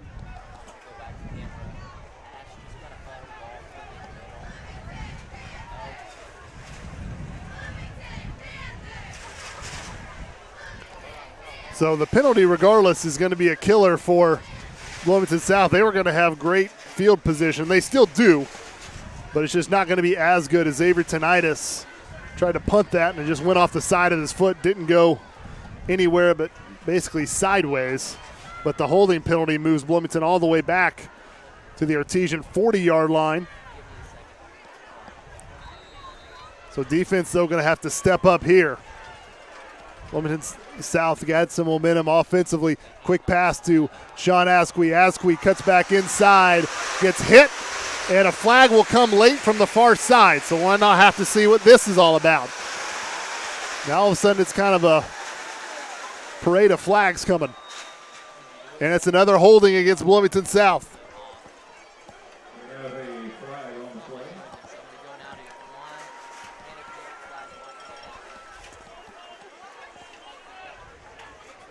Coach Moriarty just not happy, just wants to know what is going on with his football team. It's penalty number 8 for them tonight. Takes away a nice big gain from Sean Asquith, number 11.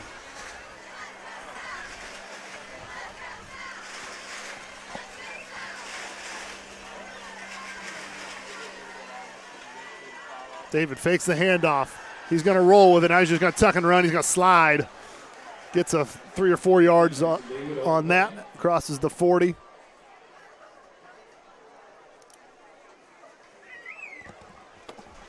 Bring up second down.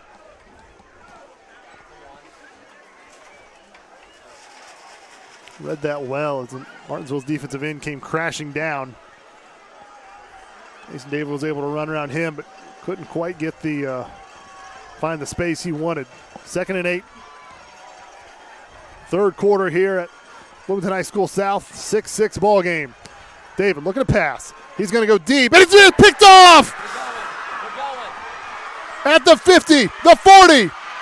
Cuts back inside, still on his feet! At the 15 and tackled from behind at the 10. Jacob Burkett, the linebacker, snatched that out of midair and had a great return, and will set up not quite 1st and goal. Ball will be marked at the 12-yard line. But that is the big play that Martinsville needed. You could kind of feel the momentum shifting toward Bloomington South after they had the score. Defense got the big stop.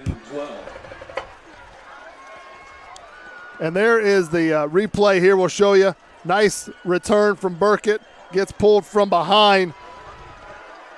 But just read Mason David's eyes went up and got it, snatched it out of midair, and with a big return. Martinsville's got some new life here. Gives it to Tyler Cox. Tyler Cox cuts in. And he's going to say there's a fumble. We will see. I don't know. The official says he was down. So no fumble. Said that Tyler Cox was down before the ball came loose. So a break there for Martinsville. So what could have been a fumble turns into a simple 3-yard gain. And that would have been a killer for Martinsville, but fortunately, Tyler Cox hit the ground first. Now we've got Weston Pemberton, the sophomore, to the left of Xavier Tinnitus. Artesians inside the 10-yard line. Fakes it to Weston. He's going to go wide open, touchdown in the corner of the end zone. Going to 3. Good job. I'm going to go to 2. Who followed this? I'm going to 2.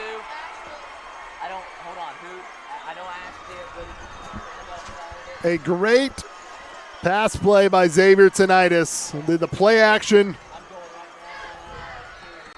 and had a wide open receiver in the corner of the end zone. I'll have to see who this was. I'm going to show you the replay.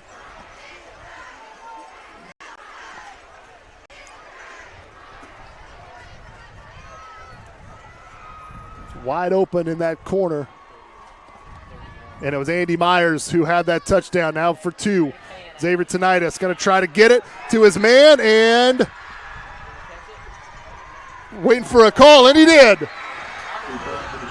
The 2-point conversion is good. It's Matt LaFerry with the 2-point conversion, and we've got a 14-6 game with 52 seconds left in the third quarter.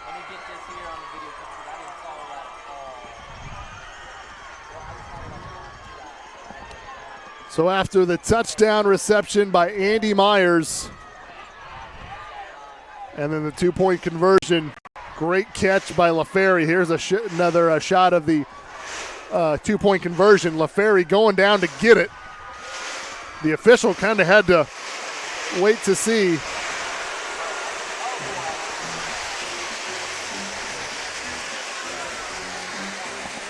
So now, with that touchdown and the 2-point conversion, Martinsville is up by 2 scores. Check that, touchdown and 2-point conversion for Bloomington South. So Bloomington South can still tie this game up with a touchdown and 2-point conversion, but it's going to be up to the defense to stop them. We still got a whole other quarter left, folks. Stay with us. This is getting good.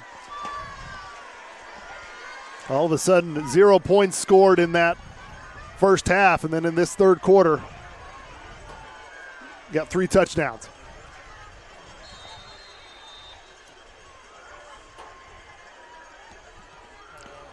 Kind of a squib kick. And taken, forced out of bounds across the 40. So Bloomington South will have decent starting field position at the 45-yard line.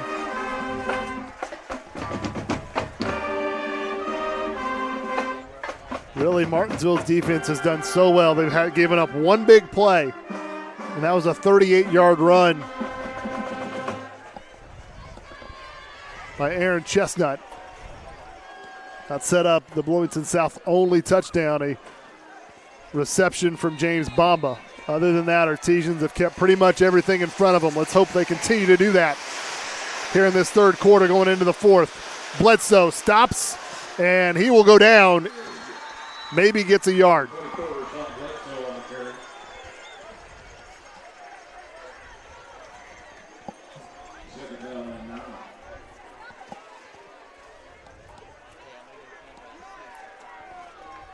Clock still moving.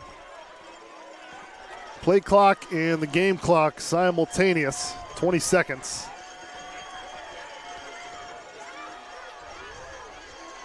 Get one more play here at least. Mason David steps up. He will go down. Tackled at the line of scrimmage. Maybe got half a yard out of that. But that's going to bring up a third down, and we're going to take a break because it's the end of the third quarter. What a game here at Fred Huff Field, Bloomington High School South. It's the fourth quarter. It's Martinsville. It's Bloomington South. Fourth quarter coming up next.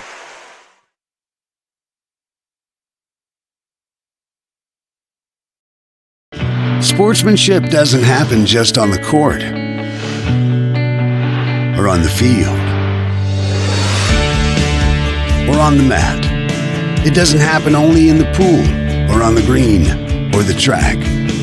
It also happens in the stands, on the sidelines, on the web, and at home. That's because sportsmanship is everyone's responsibility. We remind you to practice good sportsmanship at all high school sporting events. Treat athletes and officials with respect during competition and especially in social media. And support your team's coaching staff. Remember, sportsmanship has a face. Yours. A message from your high school and the Indiana High School Athletic Association.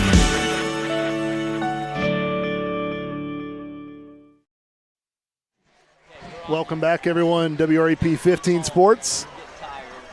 Third down coming up, fourth quarter here. Artesians, Panthers.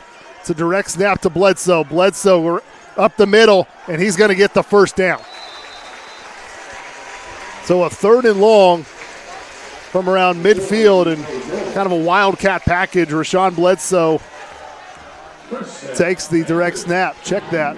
We've actually got a new quarterback. It's DJ Bull, the junior, backup quarterback for Mason David. He's the one that took that snap, and now he's going to take it again.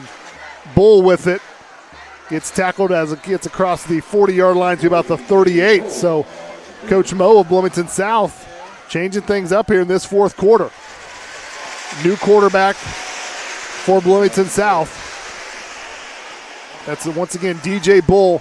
Rashawn Bledsoe to his right. Now Bull just going to run with it and gets tackled near the first down. Actually, he'll have the first down.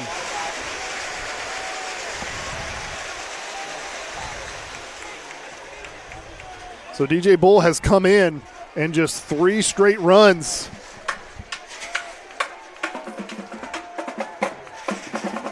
Giving Bloomington South a little bit of juice here. Official tried to throw a towel that went maybe 4 yards. Get that off the field there.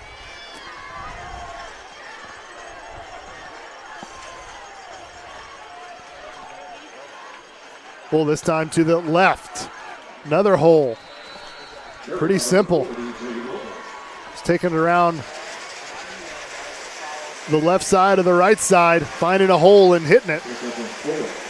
Nothing really tricky or complex here with that. Seems like he just kind of alternated, gone to the left side, one down, then goes to the right side the next down. Tejan, see if they can get this figured out here. This time he hands it off to Bledsoe. Bledsoe gets tackled from behind. Nice job, number 30. I think Jacob Burkett came up there with that tackle.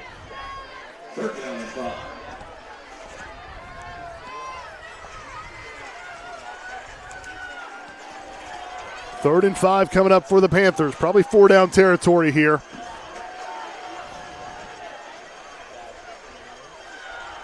Bull with it, and he's going to be close to the first down, but I think he's going to be a yard shy of it. Took a shot there at the end. Ball might have came loose, but he was down. So it's going to be 4th and about 2 coming up for Bloomington South. See if DJ keeps it here. He will. And comes up, gets hit, but I think it's enough for the first down. It's going to be close, closer than I thought. I'll have to kind of wait and see. We may get a measurement here, and they're going to stop the clock at 9:49 to get this measurement. This is going to be a big play, big call. I thought DJ Bull had it, to be honest with you. And then the more I looked at it, I think it was going to be a little closer. The Martinsville coaches are at the end of the press box, or atop the press box here on my left, and they kind of kept saying, it's close, it's close. And it sure is.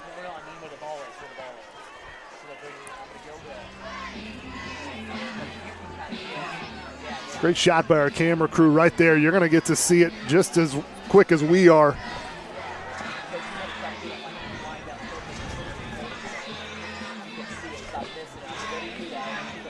That's an even greater shot from our field camera. And it is going to be, it's going to be short. Martinsville stopped him. Absolutely great shot from our field camera, Annabelle Cleary with that shot.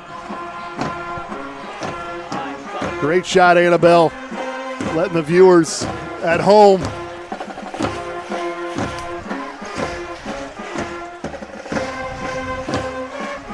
get a nice little fist bump from Coach Mosgrip. He's excited, coaching staff excited. Once again, thanks if you're watching live. Streaming it here on YouTube, MHS Rewind channel. We got a text from a best friend, Chris Suter. Thanks for watching. He's out Southern California near Hollywood, so we've got people across the country watching us. We do appreciate it.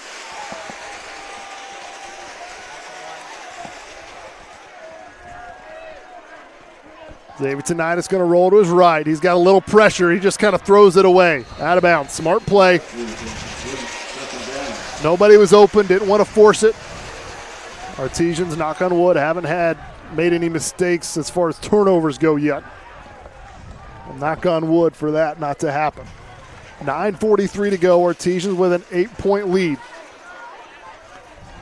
This is coming on the hands of a huge stop by the Martinsville defense. Bloomington South brought in a new quarterback, kind of changed some things up, had their offense moving, but Artesians stopped them about a half-yard short. Now, Davidson, all kinds of time. Andy Myers with a catch at the 40. Spin move at the midfield. Great catch and run by Andy Myers, and absolute great protection by the offensive line. Xavier Tonitis stood there. For a second, I thought the play was whistled dead because he stood there and didn't panic, had all day to throw. Absolute great protection by that offensive line.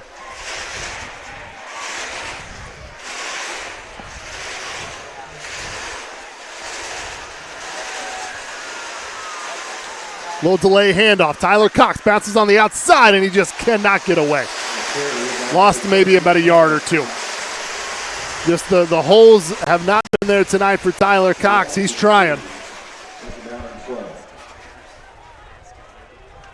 And here's the replay, the pass to Andy Myers. Great ball thrown, great strike, and Andy Myers gets some extra yards on the run. Xavier's going to keep this one. Falls forward and gets about 5 yards maybe on that carry. It's going to bring up a 3rd and long, though, with under 9 minutes to go here in the fourth quarter.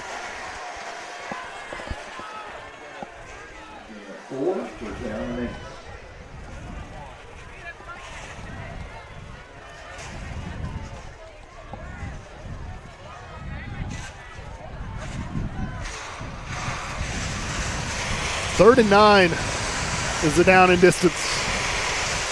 Bloomington South student section shaking those milk jugs, making some noise. Little speed option, and that's Tyler Cox. Cannot come up with it. Turnover. And I said Martinsville had not turned the ball over. They had done a good job of protecting the football. That time, the pitch wasn't quite there, and Tyler Cox could not come up with the recovery. And that's the turnover that Bloomington South needed. Martinsville's got theirs on the interception from Jacob Burkett that led to the touchdown. Now the Panthers got the turnover that they needed, so defense going to have to step up again.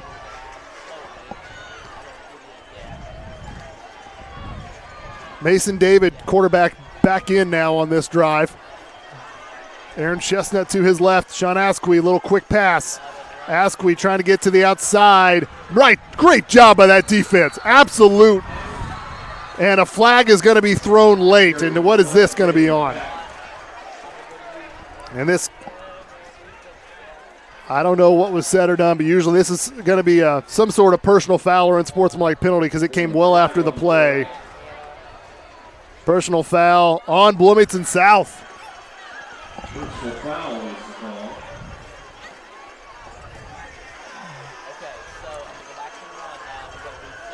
So that's gonna bring up a 2nd and very long.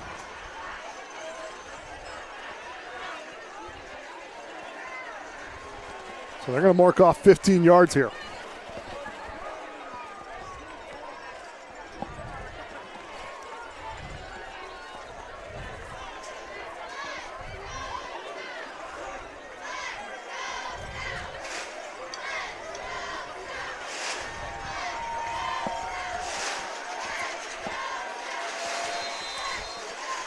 So second and very long for Bloomington South. David's going to go up the middle and get just across midfield. Going to be tackled by a couple Artesians. Nigel Bryant in there. He's been in on a couple of tackles.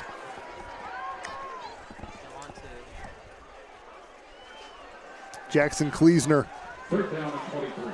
also in there.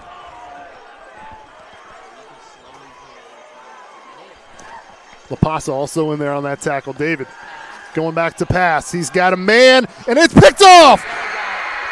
It's Billy Bias. Billy Bias with the interception. He just took it away from the receiver.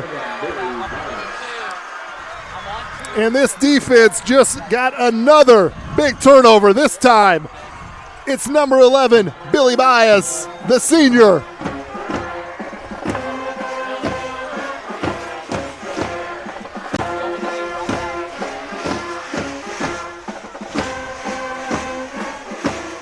Take another look at it here. You see Billy Bias just gets his hands right in front of her, plays perfect coverage. Once again on the field, Annabelle Clary with the great camera work.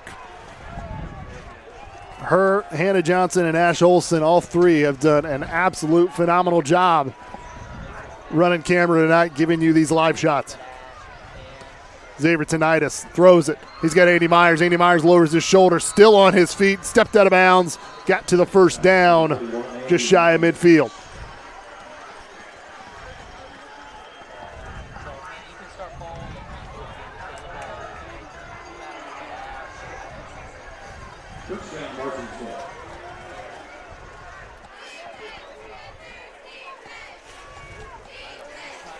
Like I said earlier, this will be the only time that Martinsville and Bloomington South will play. They will not see each other at all in the tournament, with Martinsville in 4A now, Bloomington South in 5A. So this will be the only time these two teams will face each other. Martinsville would love nothing more than to get a win here at Fred Huff Field.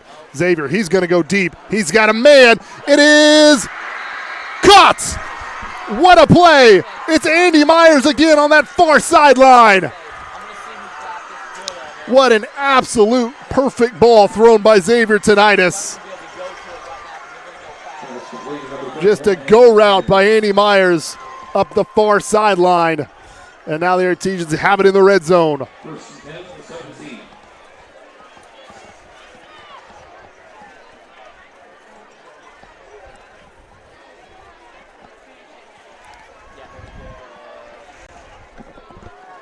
Here's a replay of that big pass play, Xavier Tinnitus to Andy Myers.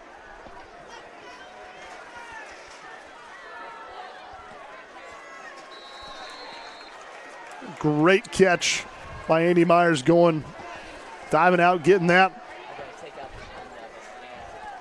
Well, that replay was going. Tyler Cox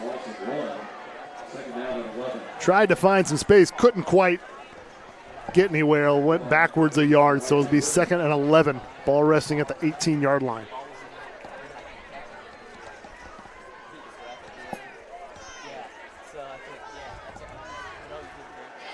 Xavier. Ooh, nearly picked off. That was dangerous. He was trying to get Matt Thomas. He also had Tyler Cox out there, but it was nearly picked off by Bloomington South. Got to bring up 3rd and long. And Martinsville here will more than likely go for it on 4th down. They unfortunately don't have a kicking game they did last year. From this point, you'd feel comfortable trotting out Caleb Urban, but he has graduated.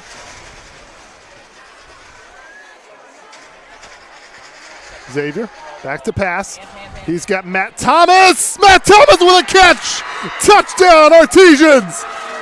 And Matthew Thomas played that perfectly. He waited for the football, got it at its highest point, and came down with it. Both 2 touchdowns tonight have been caught by Matt Thomas and Matthew LaFerry. Both of those players in week 1 dropped sure-handed touchdowns. Good to see them bounce back. Absolutely great job by LaFerry, and that time Thomas, and another great ball thrown by Xavier Tinnitus. That's 3 touchdown passes from Xavier. Our teams are going to go for 2 again here. And a little quick trickeration, and right there, absolute great play call. And number 42, Jake Hamilton, on the reception as Xavier Tinnitus just flipped it forward to him. And we've got a score of 22-6 with 6:08 left to go here at Bloomington High School South.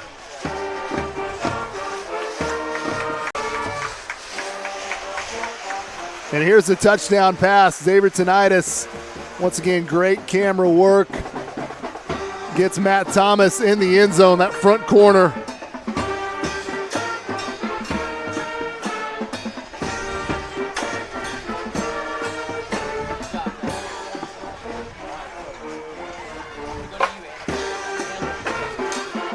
The 2-point conversion, absolutely great. Faked the jet sweep and just flicked it to number 42 of Martinsville, Jake Hamilton.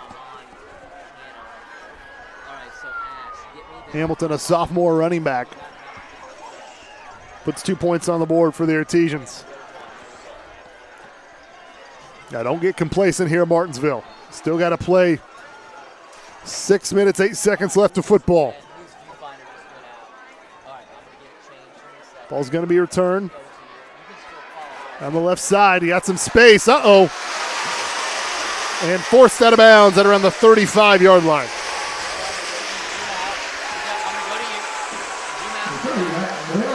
Trevor Mosgrip was the one that forced out the Bloomington South return man.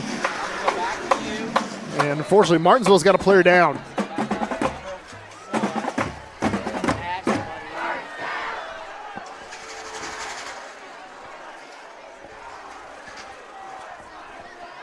Take a timeout here for a injured Artesian. It looks like it's Will Nix. Hopefully it's just a cramp. It looks like that's what it is. Athletic trainer coming out, working on that left foot, trying to get those toes toward the body of Will Nix, work out that cramp. Hopefully that is all that is wrong with Mr. 44. Cramps still very common, especially here early on. It's August. It's still hot and humid. It was hot and humid to start this game. Now, obviously, the sun's gone down, breeze picked up, so it's cooled off some.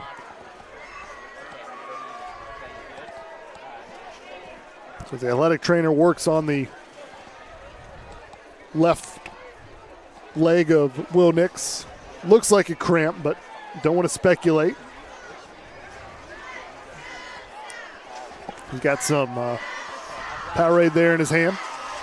Get some electrolytes in him. I'm sure he'll be right back on the field.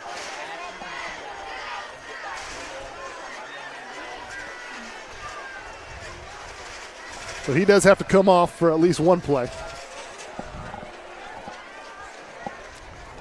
22-6, 5:50, and still a lot of football left. I said Martinsville don't get complacent because had a lot of momentum, but Bloomington South with a nice kick return.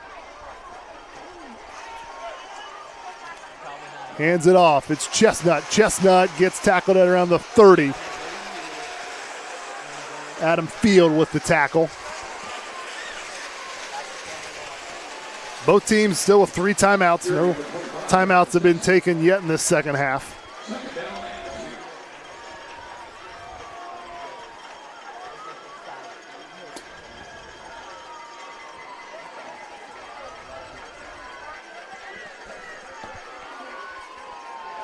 Chestnut with it and gets it across the 25. So Aaron Chestnut getting some nice runs. Bloomington South very fortunate. Your main running back, Maverick Tierney, goes out, but between Rashawn Bledsoe and Aaron Chestnut, 2 good quality running backs have given you some nice minutes. And there's Chestnut again across the 20. And now we've got another Artesian player down. It's Jalen LaPasa down.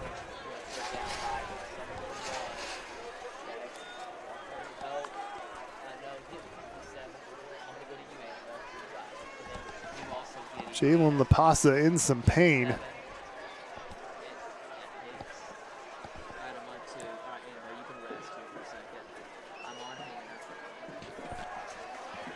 Check that. That's 57, not 59. Excuse me. That's James Hicks. James Hicks is the injured Martinsville player, not Jalen LaPasa. I apologize. It's 57.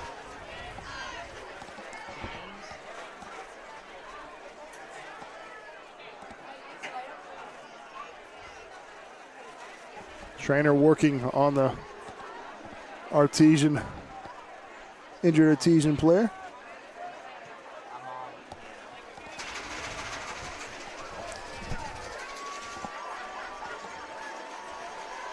And hopefully that's also another cramp, something that can be treated pretty quick. But Hicks walking a little bit more gingerly than Will Nix was. Get an assist from his Artesian teammates. Gets him off the field and get back to action here. It's going to be 2nd and 4 from the Artesian 17-yard line. 5:16 to go in this game. Artesians with a 22-6 lead. But Bloomington South, after a really nice return, got it inside Martinsville territory, moving the football. Number 25, Aaron Chestnut's had 3 or 4 nice runs right in a row. He's in the backfield. Mason David, he gets it again. Stops, cuts back inside, and that time doesn't go much. Gets maybe a yard. Good job by the Martinsville defense. And that time, I think it was Jalen LaPasa in there on that tackle, along with a couple of other Martinsville defenders. Official timeout. Looks like a Bloomington South player got maybe poked in the eye, having to come off. So 3rd down and 4 coming up.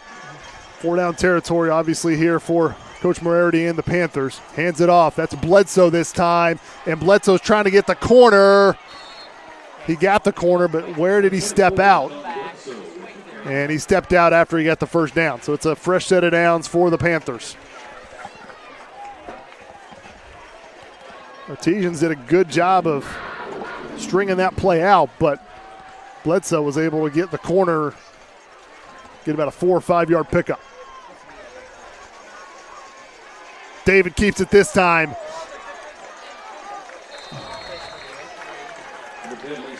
Defensive in there for Martinsville came crashing down. David pulled it on the option, kept it. And now Bloomington South kind of in a little bit of a hurry up here. Bledsoe has it. And nice job by Martinsville coming up, sending Bledsoe backwards for a loss.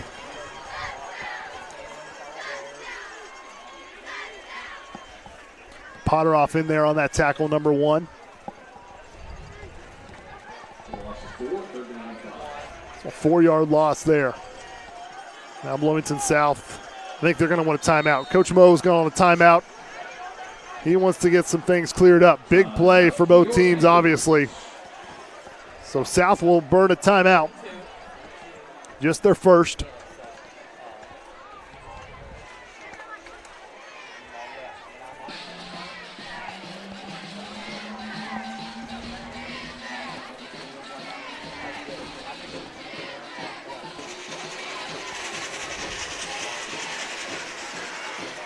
Gotta love Indiana high school football. High drama here. Artesians do have the 22-6 lead, but Bloomington South knocking on the door inside the 10-yard line. Looking to draw a little closer here in the 4th quarter. Martinsville had the lead at the sectional championship game. It was kind of a roller coaster. Martinsville jumped out to a lead. Bloomington South came back. Then it was just back and forth through the second half, and then both overtimes, just highs and lows left and right. But like I had mentioned already, Bloomington South came up with the win in double overtime. Can the Artesians avenge it here in the regular season? Knocked away. Nice play there by both Artesian corners. I saw number 13, Adam Field, come up, slap it away. I could not see, unfortunately, who was kind of face guarding the receiver. Gave him absolutely no space, and we've got another big fourth down. Now Bloomington South can still get a first down. They don't need the end zone here. Looking to pass, it's picked off, stepped right in front. And across the 50 out of bounds. There's a penalty marker on the field. And I think it's Andy Myers who came up with the interception.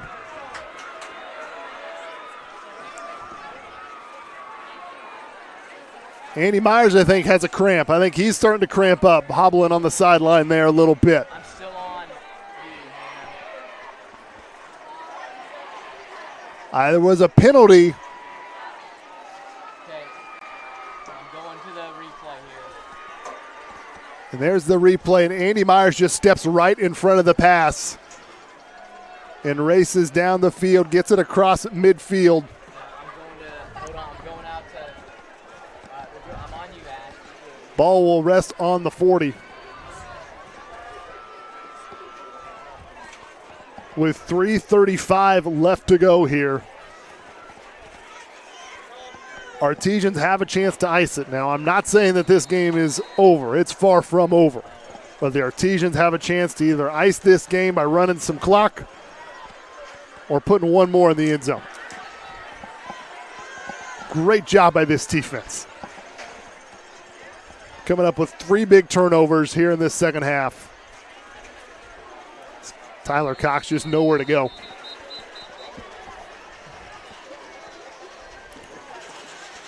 Three big turnovers forced by this defense. If you're an Indiana football fan, Tom Allen likes to call those takeaways. Whatever you call them, Martinsville defense came up huge with 3 of them in the second half. And really, you take out the 38-yard run that Chestnut had to set up the one touchdown Bloomington South has put on the board here. Really no big plays given up by the Artesians.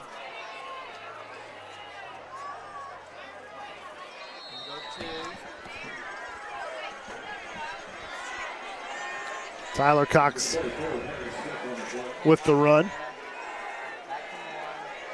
Third down and 7. So Martinsville is going to decide to run a little clock here. 2 minutes and 30 seconds left. Third down. Bloomington South still has 2 timeouts, but they're obviously going to need those if they can stretch this game a little bit. So Coach Moriarty not thinking about calling those just yet, especially with a 2-score game. Xavier going to try to keep it, get it to the outside, and it's going to be a holding. Yep.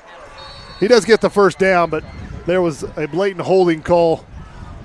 Artesian lineman tried to give Xavier Tinnitus a little bit of room and might have got a little too handsy.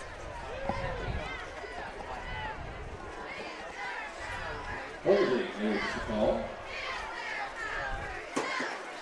So we'll redo third down, but Artesians will back themselves up.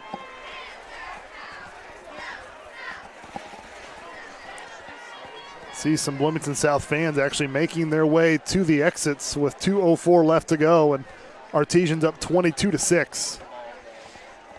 If Martinsville can close this out, they will go to 2-0. Their next game is coming up next Friday. That will be at home against Greenwood. So Artesians will next week get into conference play against the Greenwood Woodmen at Siderwitz Field in Martinsville. Bloomington South next week, they also will start conference play in Conference Indiana, but they will have to travel to Terre Haute North for their first road game of the year.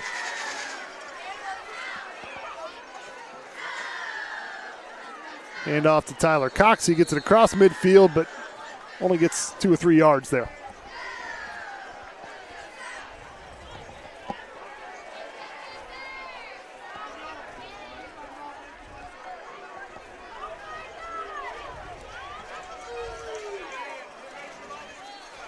Artesians will more than likely just punt this away. They'll let as much clock tick away as Bloomington South lets them, and I think Bloomington South is just going to concede here. I don't think Coach Mo has any intention to call any timeouts, so by the time they get the football back, it'll be under a minute.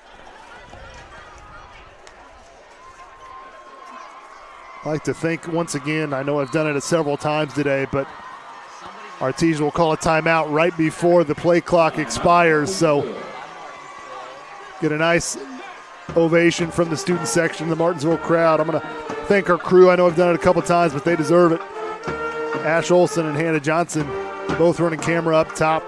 Annabelle Cleary on the field running camera. Eric Meyer kind of technical directing and producing this broadcast. We really do appreciate all of them. Done a fine job.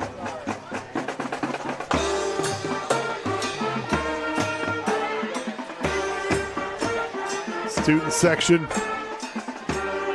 having a good time. Sensing a Martinsville victory.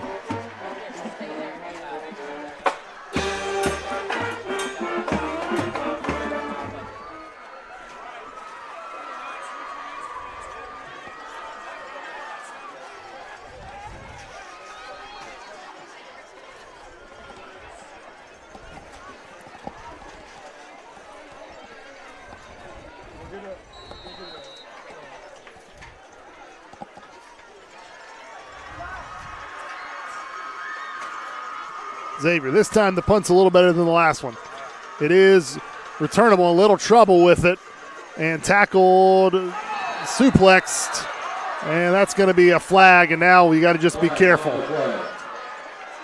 we got a fight going on here.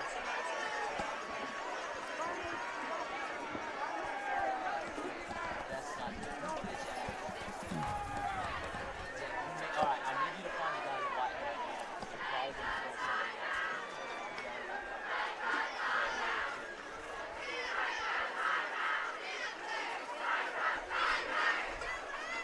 So personal foul will go against Martinsville. Just had the tackle, didn't need the suplex there. So that's what the officials saw.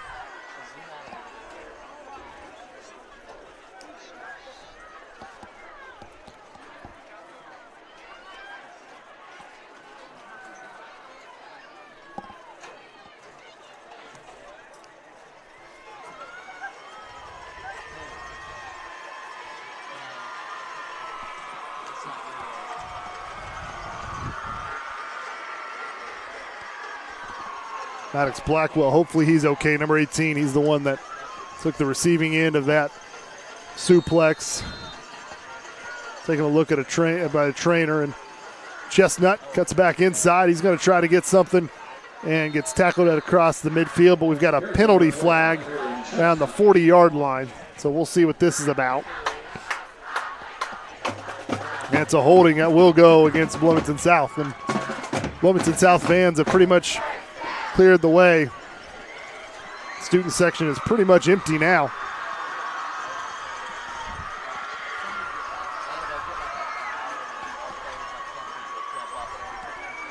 So Martinsville with the victory here. We'll go to 2-0. And next week at Ciderwoods Field, we'll start conference play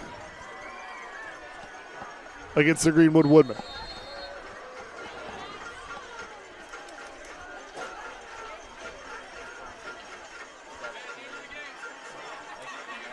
Chestnut trying to get some room. Tackle there, Will Nix. So Adam Field in there on that tackle. And that may be the final play. We'll see what Coach Mo wants to do here.